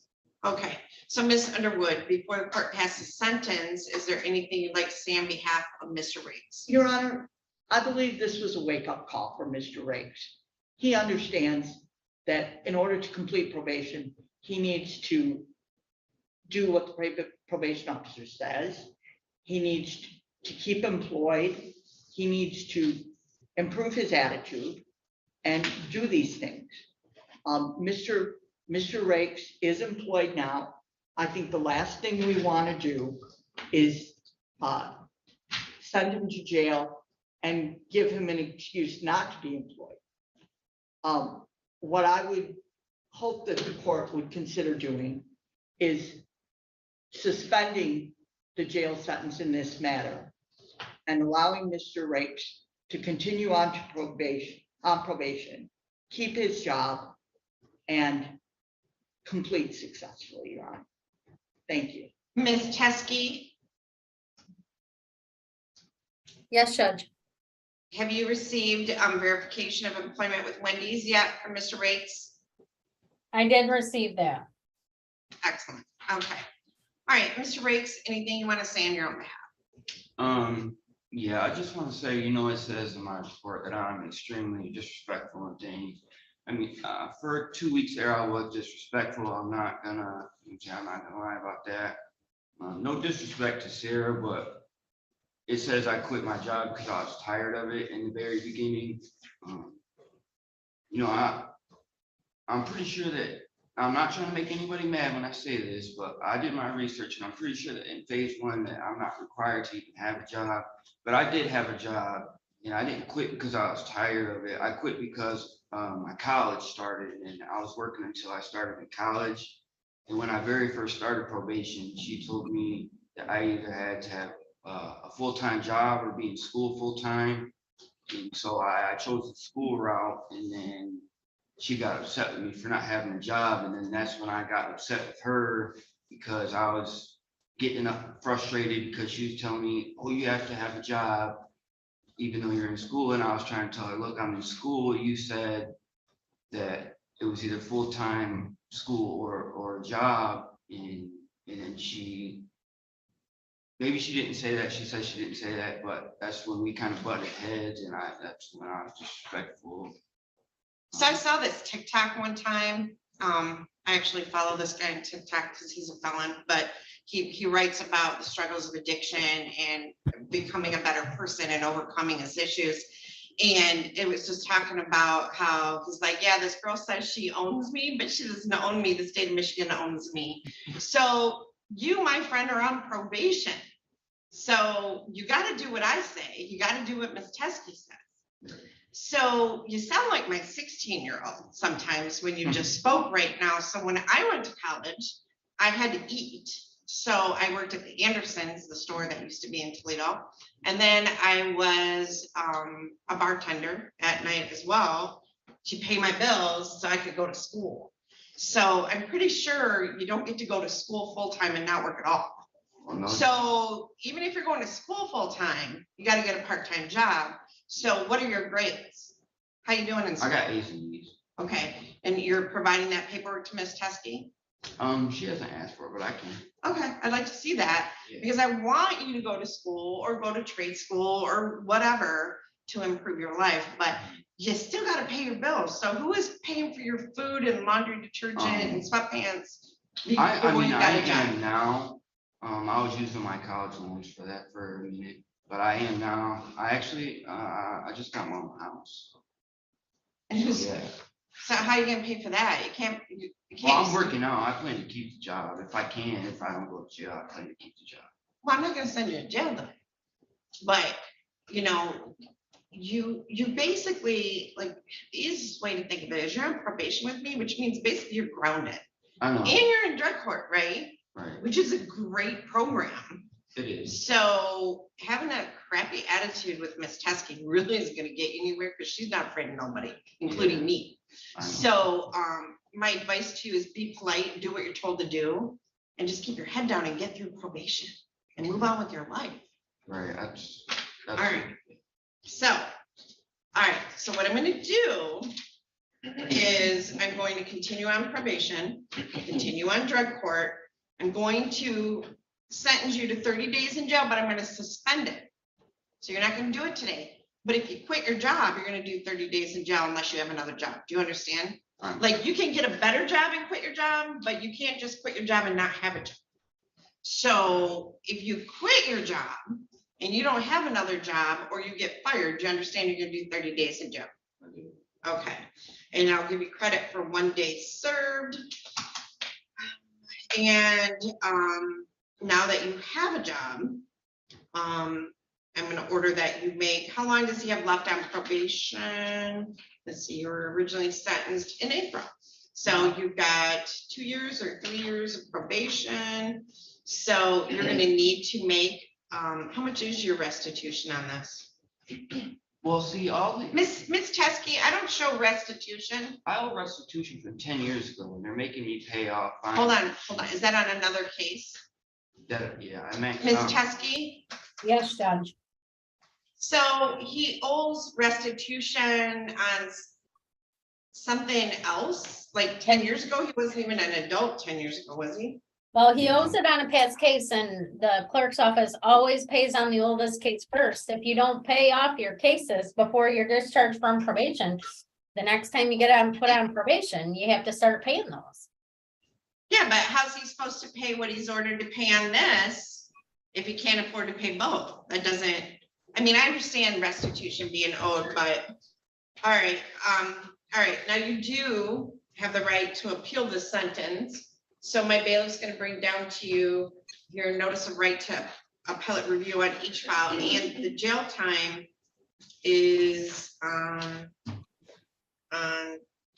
file number, which, Miss Teskey, which file do you want the jail time deferred on? You can just forego the jail time if we're not gonna give it to him, Judge. Well, I was gonna defer it in case he quit his job, or, all right, never mind. Yeah. I'll take it back. I'm not gonna order any jail time, and I'll just give credit for 1 day served.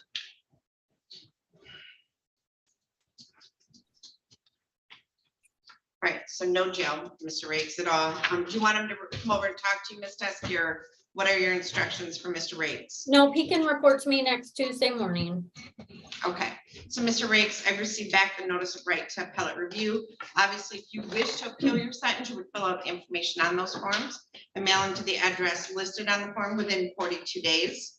So Mr. Rakes, good job keeping your job so far. Yeah. Go off and be good, all right? Right, I won't. All right. Bye, Mr. Rakes. Thank you so much. Thank you. Ms. Underwood, Mr. Love has been in my waiting room since 8:20 this morning, and he has disconnected, probably because he gave up on us. So would you mind trying to reach him? I will try, Your Honor. Okay. Mr. Malaro, I have Ms. Burgess, I have Mr. Russell, Mr. Murphy.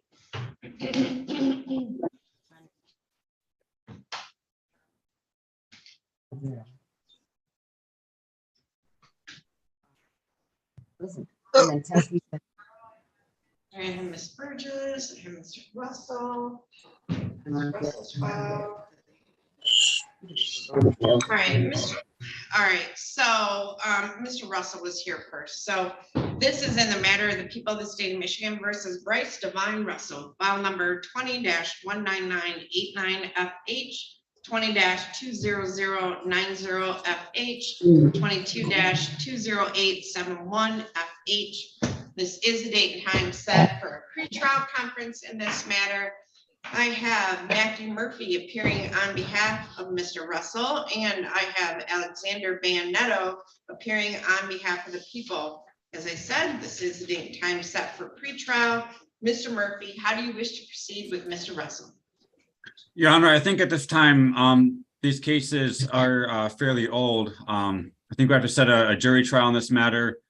I still need Mr. Russell to make an appointment to come in and see me so we can view these body cams so he knows what we're going up against. But that's what I want to do at this time. I know Mr. Russell did not want to plead guilty. And I think, again, with the age of the case, we need to set a jury trial. I think we have a trial set already. Or continue on to trial then if that's the case. Yeah, so we are set in file number 20-19989FH on December 8th at 9 a.m. for a 1-day jury trial. So Mr. Russell, understand at the time of trial on that file, you are charged with 2 counts of police officer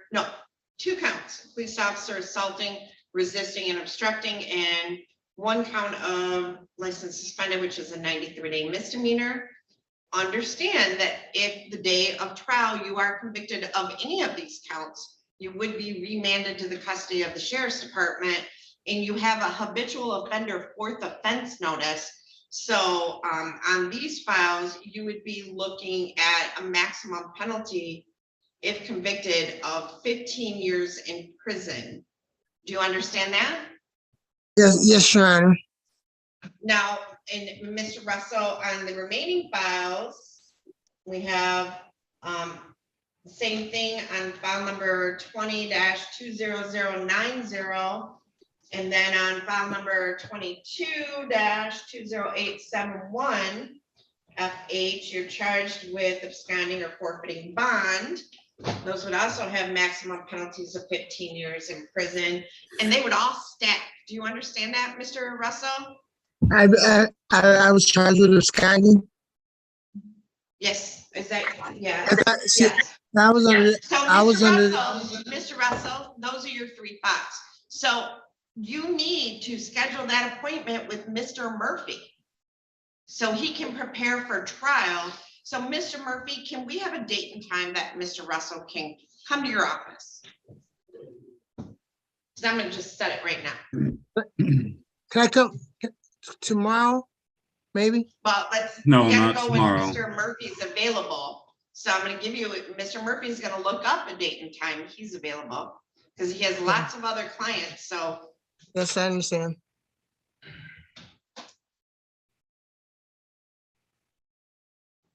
Mr. Russell, November 24th at 2 p.m. Can you come to my office? Yes, sir. Okay. Now, Mr. Russell, you need to be there I November will. 24 at 2 p.m. I'm sorry, no, All right. Your Honor, that was stupid of me. That's Thanksgiving. No wonder you were available. Yeah, that would explain why the day was open. Yeah, November but- 28th, Mr. Russell at 3 p.m. How about that? That'd be Alright. Monday, the 28th. I was gonna show up at your house for dinner. Okay. Mr. Russell, so write it down, November 28 at 3 p.m.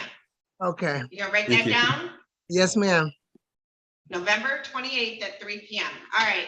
And then this is our last pretrial. Mr. Murphy, if this case does seem to be able to be resolved in advance, I would appreciate that because I hate to bring the jurors in. Yes, Your Honor. Just let them go. All right. All right. Yes, you're Your all Honor. set, Thank you. Mr. Russell. Okay, thank you. Thank you. See you, and I'll see you then, Mr. Murphy. Yes, Mr. Russell, thank you. Make sure if you can't make it, make sure you give my office a call, okay? I'll be there. Thank you. All right. So then I have Miss Burgess. So who's your attorney, Miss Burgess? Mr. Malaro. Mr. Malaro. Yes, Your Honor. What can I do for you? I have Miss Burgess. So this is in the matter of the people of the state of Michigan versus Rebecca Ann Burgess. We have 2 files, 22-20703, 22-20704 FH. I do have a note that Mr. Malaro, it's my understanding that these files have been not only passed, but we have a contempt of court on each of these files to deal with. Mr. Sneed, are you there? All right, so Miss Burgess is the only thing you're in jail on at this point. These files. Yes. Contempt of court. Yes. All right. I do have a Mr. question, Malaro, Your how would Honor. you like to proceed today?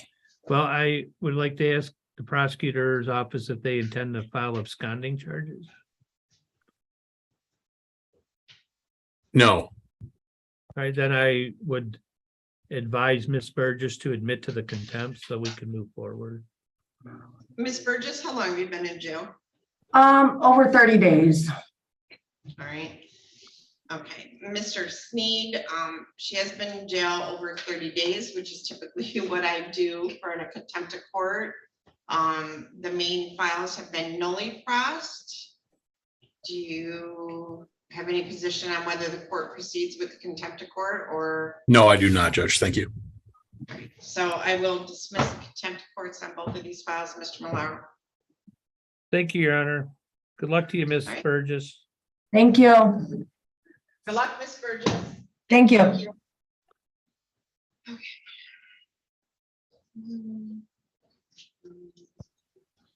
Your Honor, can I have a breakout with Mr. Love? I don't have Mr. Love, so. Oh, He's not in yet? He should be logging in, yet. Your Honor. He will. Yeah, he'd been here all morning, so. I'm just waiting, Mr. Malaro, you have Elman from the jail. This must be Mr. Tate. Sittings.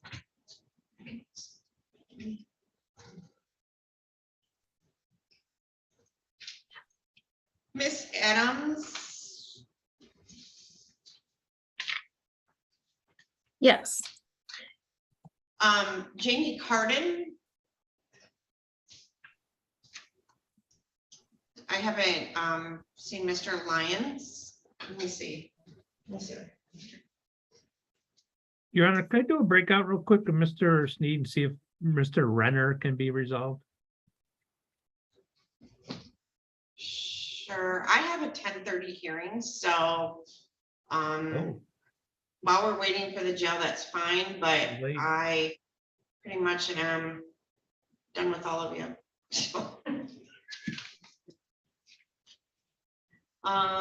Sam and Isaac, there you go. Joanne, don't join that breakout room.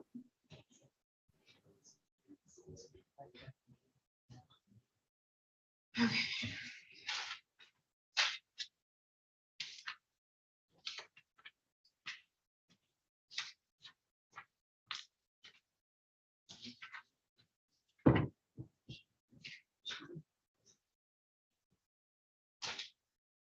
Judge on Carden, I'm showing public defender was appointed and these are rearrangements, looks like. Okay, it just had George Lyons next to it, so.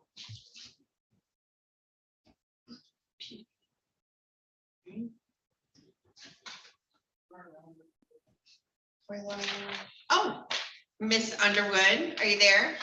Yes.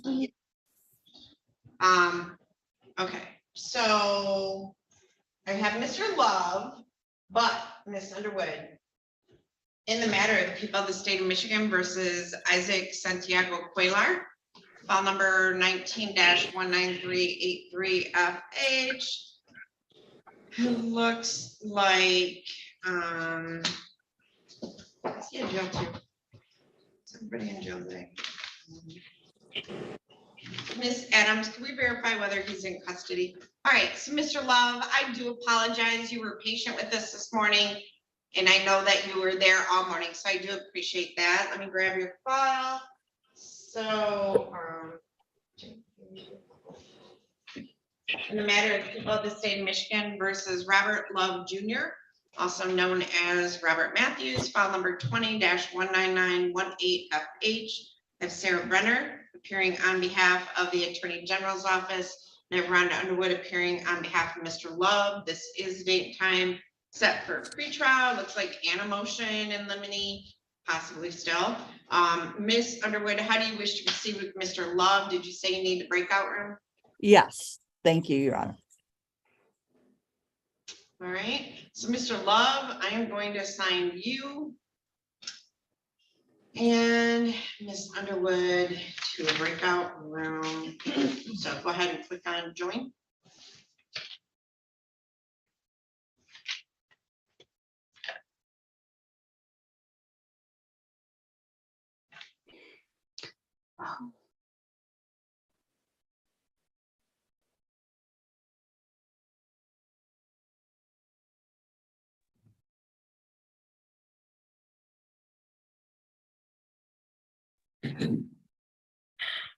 Judge Isaac Cuellar is not in jail.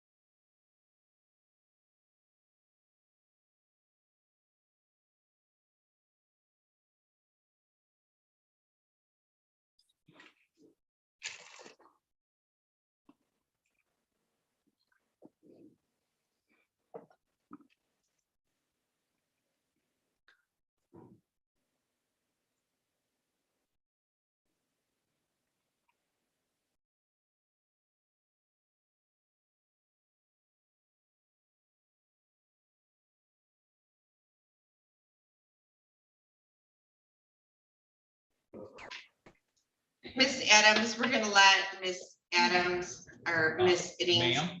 You go this way. All right, you go that way. You go take a seat and go back.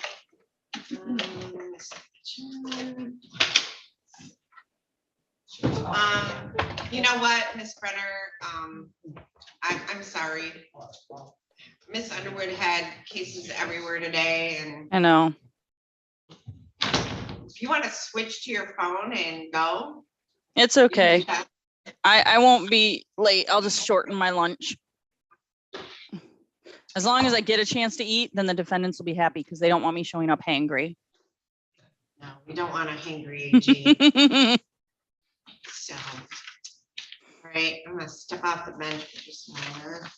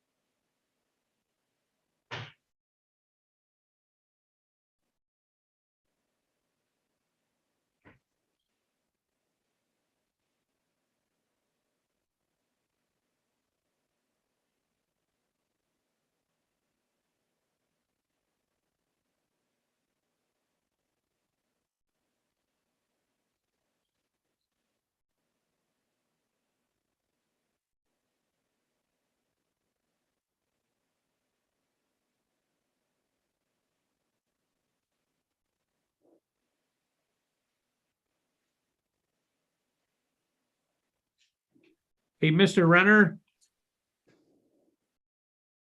Mr. Renner. Muted.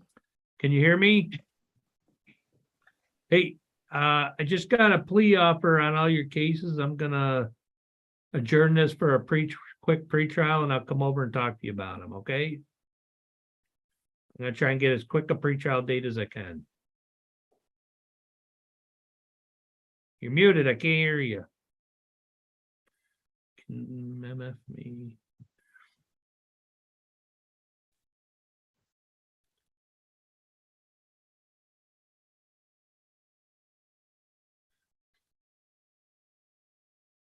You gotta hit the unmute button.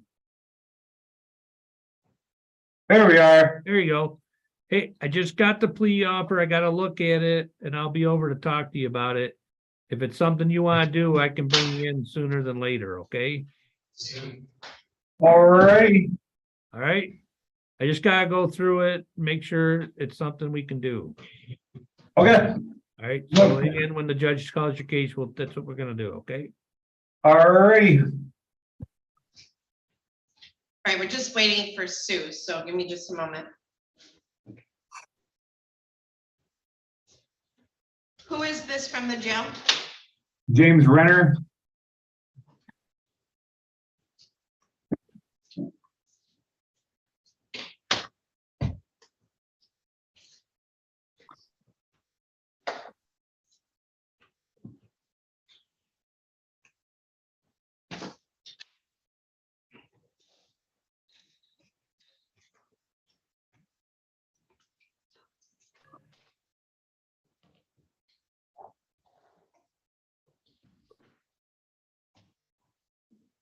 Miss McGrain, I'm gonna forward an email to you. I don't know. We gotta figure this one out. Okay. Here we go. Okay. All right. So this is in the matter of the people of the state of Michigan versus James Vernon Renner. And we have multiple files, 19-19341 FH, 22-21119 FH, 22-21120 FH. This is the date time set for pretrial of Salvatore Malaro appearing on behalf of Mr. Renner. And I have Isaac Sneed appearing on behalf of the people. Mr. Malaro, how do you wish to proceed today? Your Honor, on the 119 and 120 FH files, my client would acknowledge receipt of the informations, waive the reading in open court, waive any defects of the time and place of service. He would stand mute, ask that a not guilty plea be entered.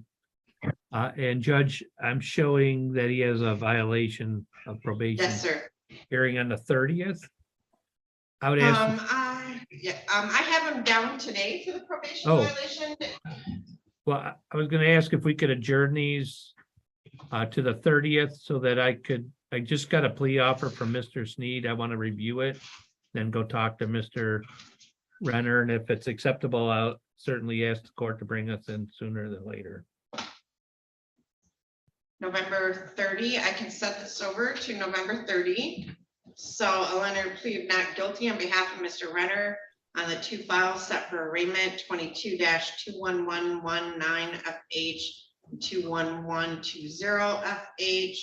We'll set all matters for pretrial on November 30 at 8:30 in the morning. All right, Mr. Thank you, Renner, your Judge. bonds continue. We'll see you back on that day. Thank you, Mr. Renner. Thank you. All right, so.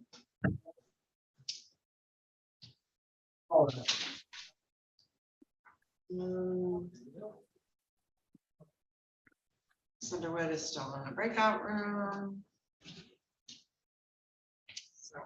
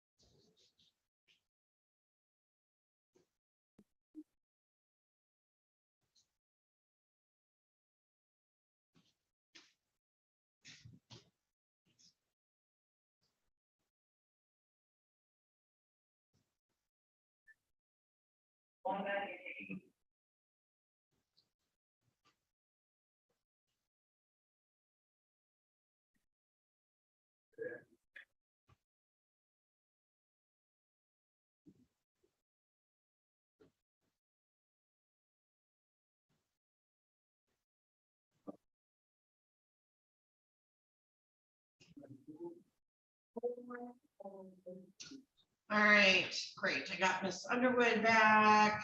Close that breakout room, bring Mr. Love back. Monitor. All right, so Miss Underwood, let's get Mr. Love. There is Mr. Love. All right. So Miss Underwood, you've had an opportunity to speak with Mr. Love. How would you like to proceed today? Your Honor, I believe we've reached a resolution with Mr. Love. If And Ms. Your Barner Honor, would like to yep. put that on, I will. Judge, it's my understanding that he's going to plead guilty as a second habitual instead of a fourth habitual, so I'll drop that down. That makes it a maximum of 6 years. And we're going to ask the court to place him on a delay of sentence for 11 months. During that time, he has to pay as ordered every month. And if he reduces his arrearages down to 5,000 or less, then I'll drop the charge to an attempt with no habitual enhancement. And if he pays the balance in full, then I'll drop it to a misdemeanor disorderly person. And Your Honor, there is, it's my understanding that he can make a lump sum payment, and he wanted me to contact the victim and see if that would satisfy the amount that he owes her, which I will do. So I told Miss Underwood that, you know, you typically set in a first sentencing date, correct? We come back and then we put him on the delay from there. We can do that. Yeah, so if we can do that, then in the next 6 to 8 weeks, he can make that payment, and I can talk to the victim, and that may put him in the range for the attempt, and I'll still give him the delay with the opportunity to pay whatever the remaining balance is.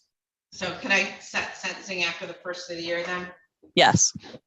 All right, and okay, so he's gonna plead to count 1 with 1 habitual? Correct. So as a second, correct. So it would be a maximum of 6 years, correct? Correct. 6 year. And, okay, and then, a delayed, you said a delayed, right? Correct. So I'll bring him back after the first of the year, just to review the pre-sentence report with Miss Underwood. And then if all is well, we'll set it out for another like 10 months after that, right? Yes. All right, so Mr. Love, want to raise your right hand? Do you solemnly swear or affirm to tell the truth, the whole truth, and nothing but the truth? Yes. All right, thank you, Mr. Love. Can you state your full name for the record? Robert Love, Jr. Okay, so Mr. Love, you go ahead and put your hand down. And if you can kind of, you're crooked or sideways to me. Your phone side, there you go. Yep. There you go. And then if you can just be a little bit more closer to your device, because it picks up your voice better that way. All right. So Mr. Love, first I'd like to commend you for all the hard work you put in working on this case. It's refreshing when people do that, so I do appreciate that. So Mr. Love, you have heard the statement of your attorney and the prosecuting attorney. Is it your intention to plead guilty under a delayed sentence to count 1, child support failure to pay, which carries a maximum penalty of 4 years in prison or a $2,000 fine, but in fact, it would be with 1 supplement. So the maximum penalty would be up to 6 years in prison along with the fine. Is that your agreement to plead to that? Yes, ma'am. Now, I would just ask Ms. Brenner, the felony information list Genesee County Circuit Court as the company that ordered this. Could we amend that to say Lenawee? Yes, please, Your Honor. Sorry for that error. Now, Mr. Love, they create quite a few felony informations through the AG's office. So there's a typo. It actually says Genesee County. Do you have any objection, Mr. Love or Ms. Underwood, to Ms. Brenner amending that to say Lenawee County? no, Your Honor. Mr. Love, do you have any objection? No. Okay, good. All right.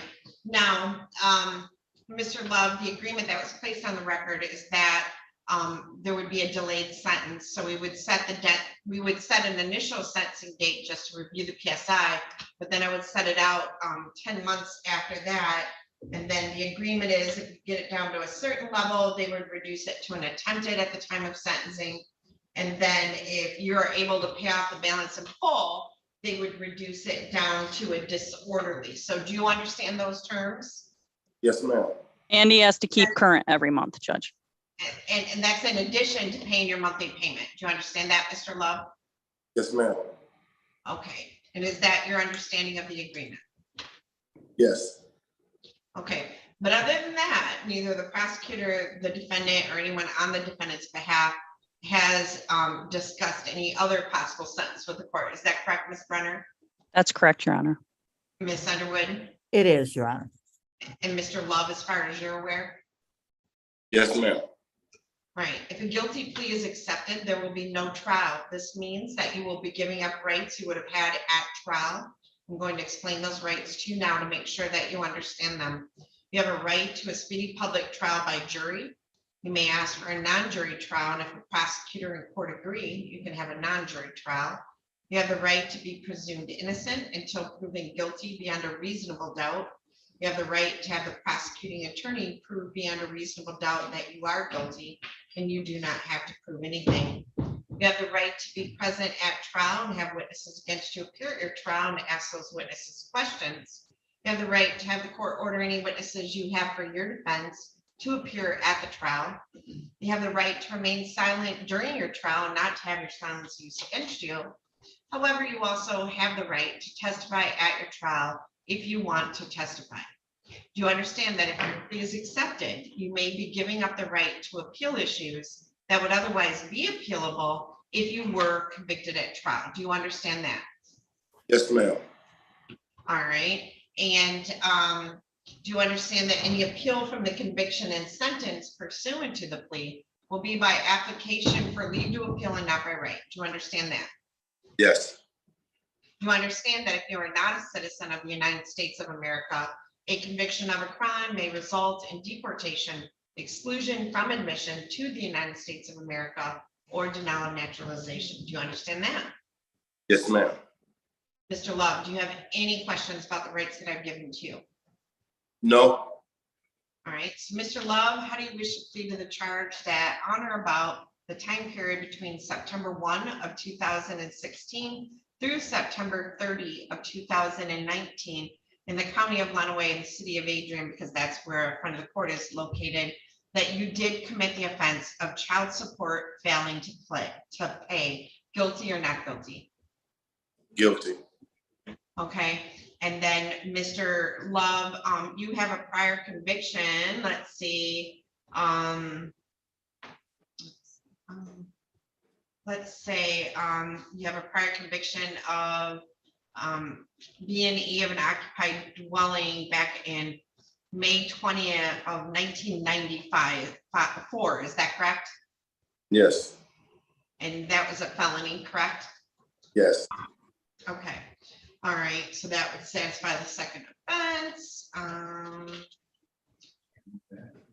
right, has anyone made any threats or promises to you to induce you to plead guilty to this charge other than what was placed on the record? No. Has anyone, do you understand if I accept this plea, you'll be giving up any and all claims that your plea is given as a result of promises or threats that were not disclosed to the court on the record during this hearing, or that it was not your own choice to enter the plea? Do you understand that? Yes, ma'am. Is the prosecutor or defense counsel aware of any promises or threats or inducements other than the plea bargain to induce the defendant to plead guilty? Ms. Brenner? No, Your Honor. No, Your Honor. Underwood? All right, Mr. Love, other than all the terms of the agreement that were placed on the record, has your attorney promised you any other particular sentence or estimated what your sentence will be? No. All right, is it your own choice to plead guilty to this charge? Yes. All right, so Mr. Love, during the time period of September 1 of 2016 through September 30 of 2019, in the county of Lenawee and the city of Adrian, you were ordered to pay child support to a Brenda Sue Dibble. Is that correct? Yes. And you have one child, two child. How many children do you have with her? Two, with her daughter. Okay. And during that time, there was a set monthly child support order in place. Is that correct, Mr. Love? Yes, ma'am. And were you making your monthly payment up to the at the amount ordered every month during that time period? Not to the exact amount, no, sir. Okay, all right, Ms. Brenner, are you satisfied? Yes, Your Honor, people are satisfied. All right, has court complied with MCR 6.302 B, C, and D? Ms. Brenner, Yes, Your Honor. Ms. Underwood? It has, Your Honor. All right, I accept the plea and has been given understandably, voluntarily, and accurately. The defendant has full knowledge of his rights. He does have competent counsel. This court has made no agreement regarding the possibility of a plea or possible sentence in this case. The prosecutor, the defense attorney, the defendant, or anyone acting in the interest of either of them. I am going to refer this matter to the probation department for a pre-sentence investigation. Mr. Moore, you've logged in. Are these the cases that you handle? Okay, so what I'm going to do is set this for sentencing on December 29 at 8:30 in the morning, Mr. Love. Now, they're going to prepare a pre-sentence report. You're going to get to review that with Ms. Underwood. And, or I'm sorry, we're not setting it for that date. Mr. Adams, can I have a January date for sentencing, please? Okay, is this a review or sentencing? It'll be it'll be kind of like, it's a sentencing. They'll review the PSI and then we'll look and see where the case is. And if everything's in compliance, we'll move it out 10 months. Okay, we got January 6th. January Can 6th. we go the next week, Judge? I'm off that week. Okay. And then we can do January 13th. Thank you. All right, so we will set this for January 13th at 8:30 in the morning. Mr. Love, you do have the right to appear in person if you'd like, but you can appear via Zoom. Do you want that to be via Zoom? I probably want to appear in person. Okay, well, so Mr. Love, on that day, you're just gonna review the PSI and we're gonna make sure that everything's in compliance. So you can appear in person, but is it all right if Ms. Brenner zooms in?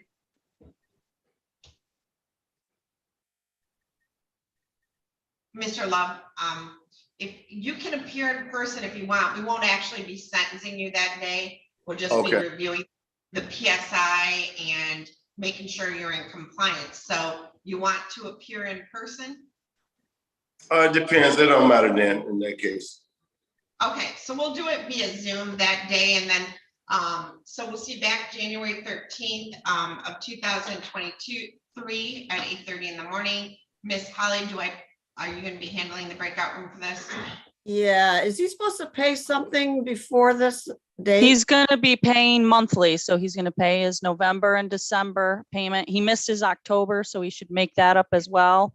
And then if he pays the lump sum that he was talking about, then we may end up dropping it down to an attempt with a delay. So if he gets, it's my understanding he's going to catch up on those payments and he's going to pay an additional $3,000. Well, which will I think probably- he might need time on the 3,000. Sarah, Oh, okay. but we'll Well, he see at least where needs to we make go. those 3 monthly payments Yeah. then by that day, So that Miss time. Holly, this isn't a deferred, so he won't be paying any fines and costs. He'll just be needing to continue making his child support payments, pay the lump sum and. So we do a full PSI now or later? We do a full PSI now. Okay. Okay, That's how we do them on the delayed, so. okay. All right, yeah. All right. Okay, so Mr. Love, we'll see you back via Zoom on January 13th. I'm gonna put you in a breakout room with Ms. Holly.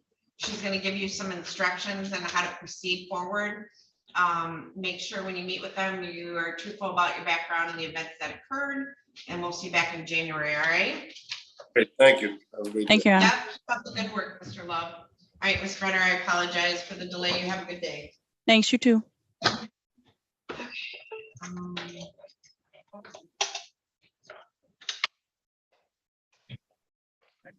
I'm waiting on the jail. Not everybody from the jail, but I do have In the matter of Mary Alice Tate. Let him sit down now.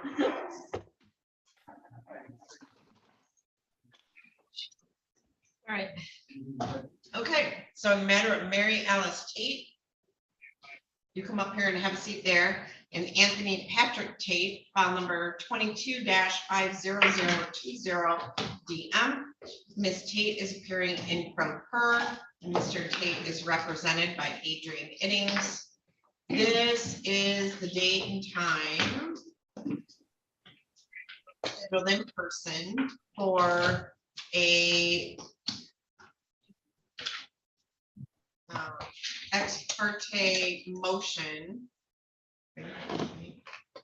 that was filed by Mr. Tate while he was in pro per. He has since retained Miss Iddings. So Miss Iddings, on this matter, until I get somebody from the jail, how would you like to proceed? Okay.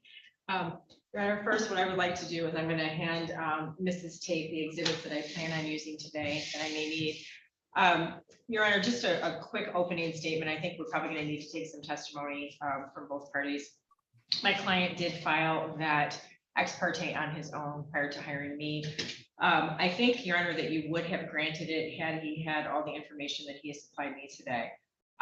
Prior to the parties having these issues with parents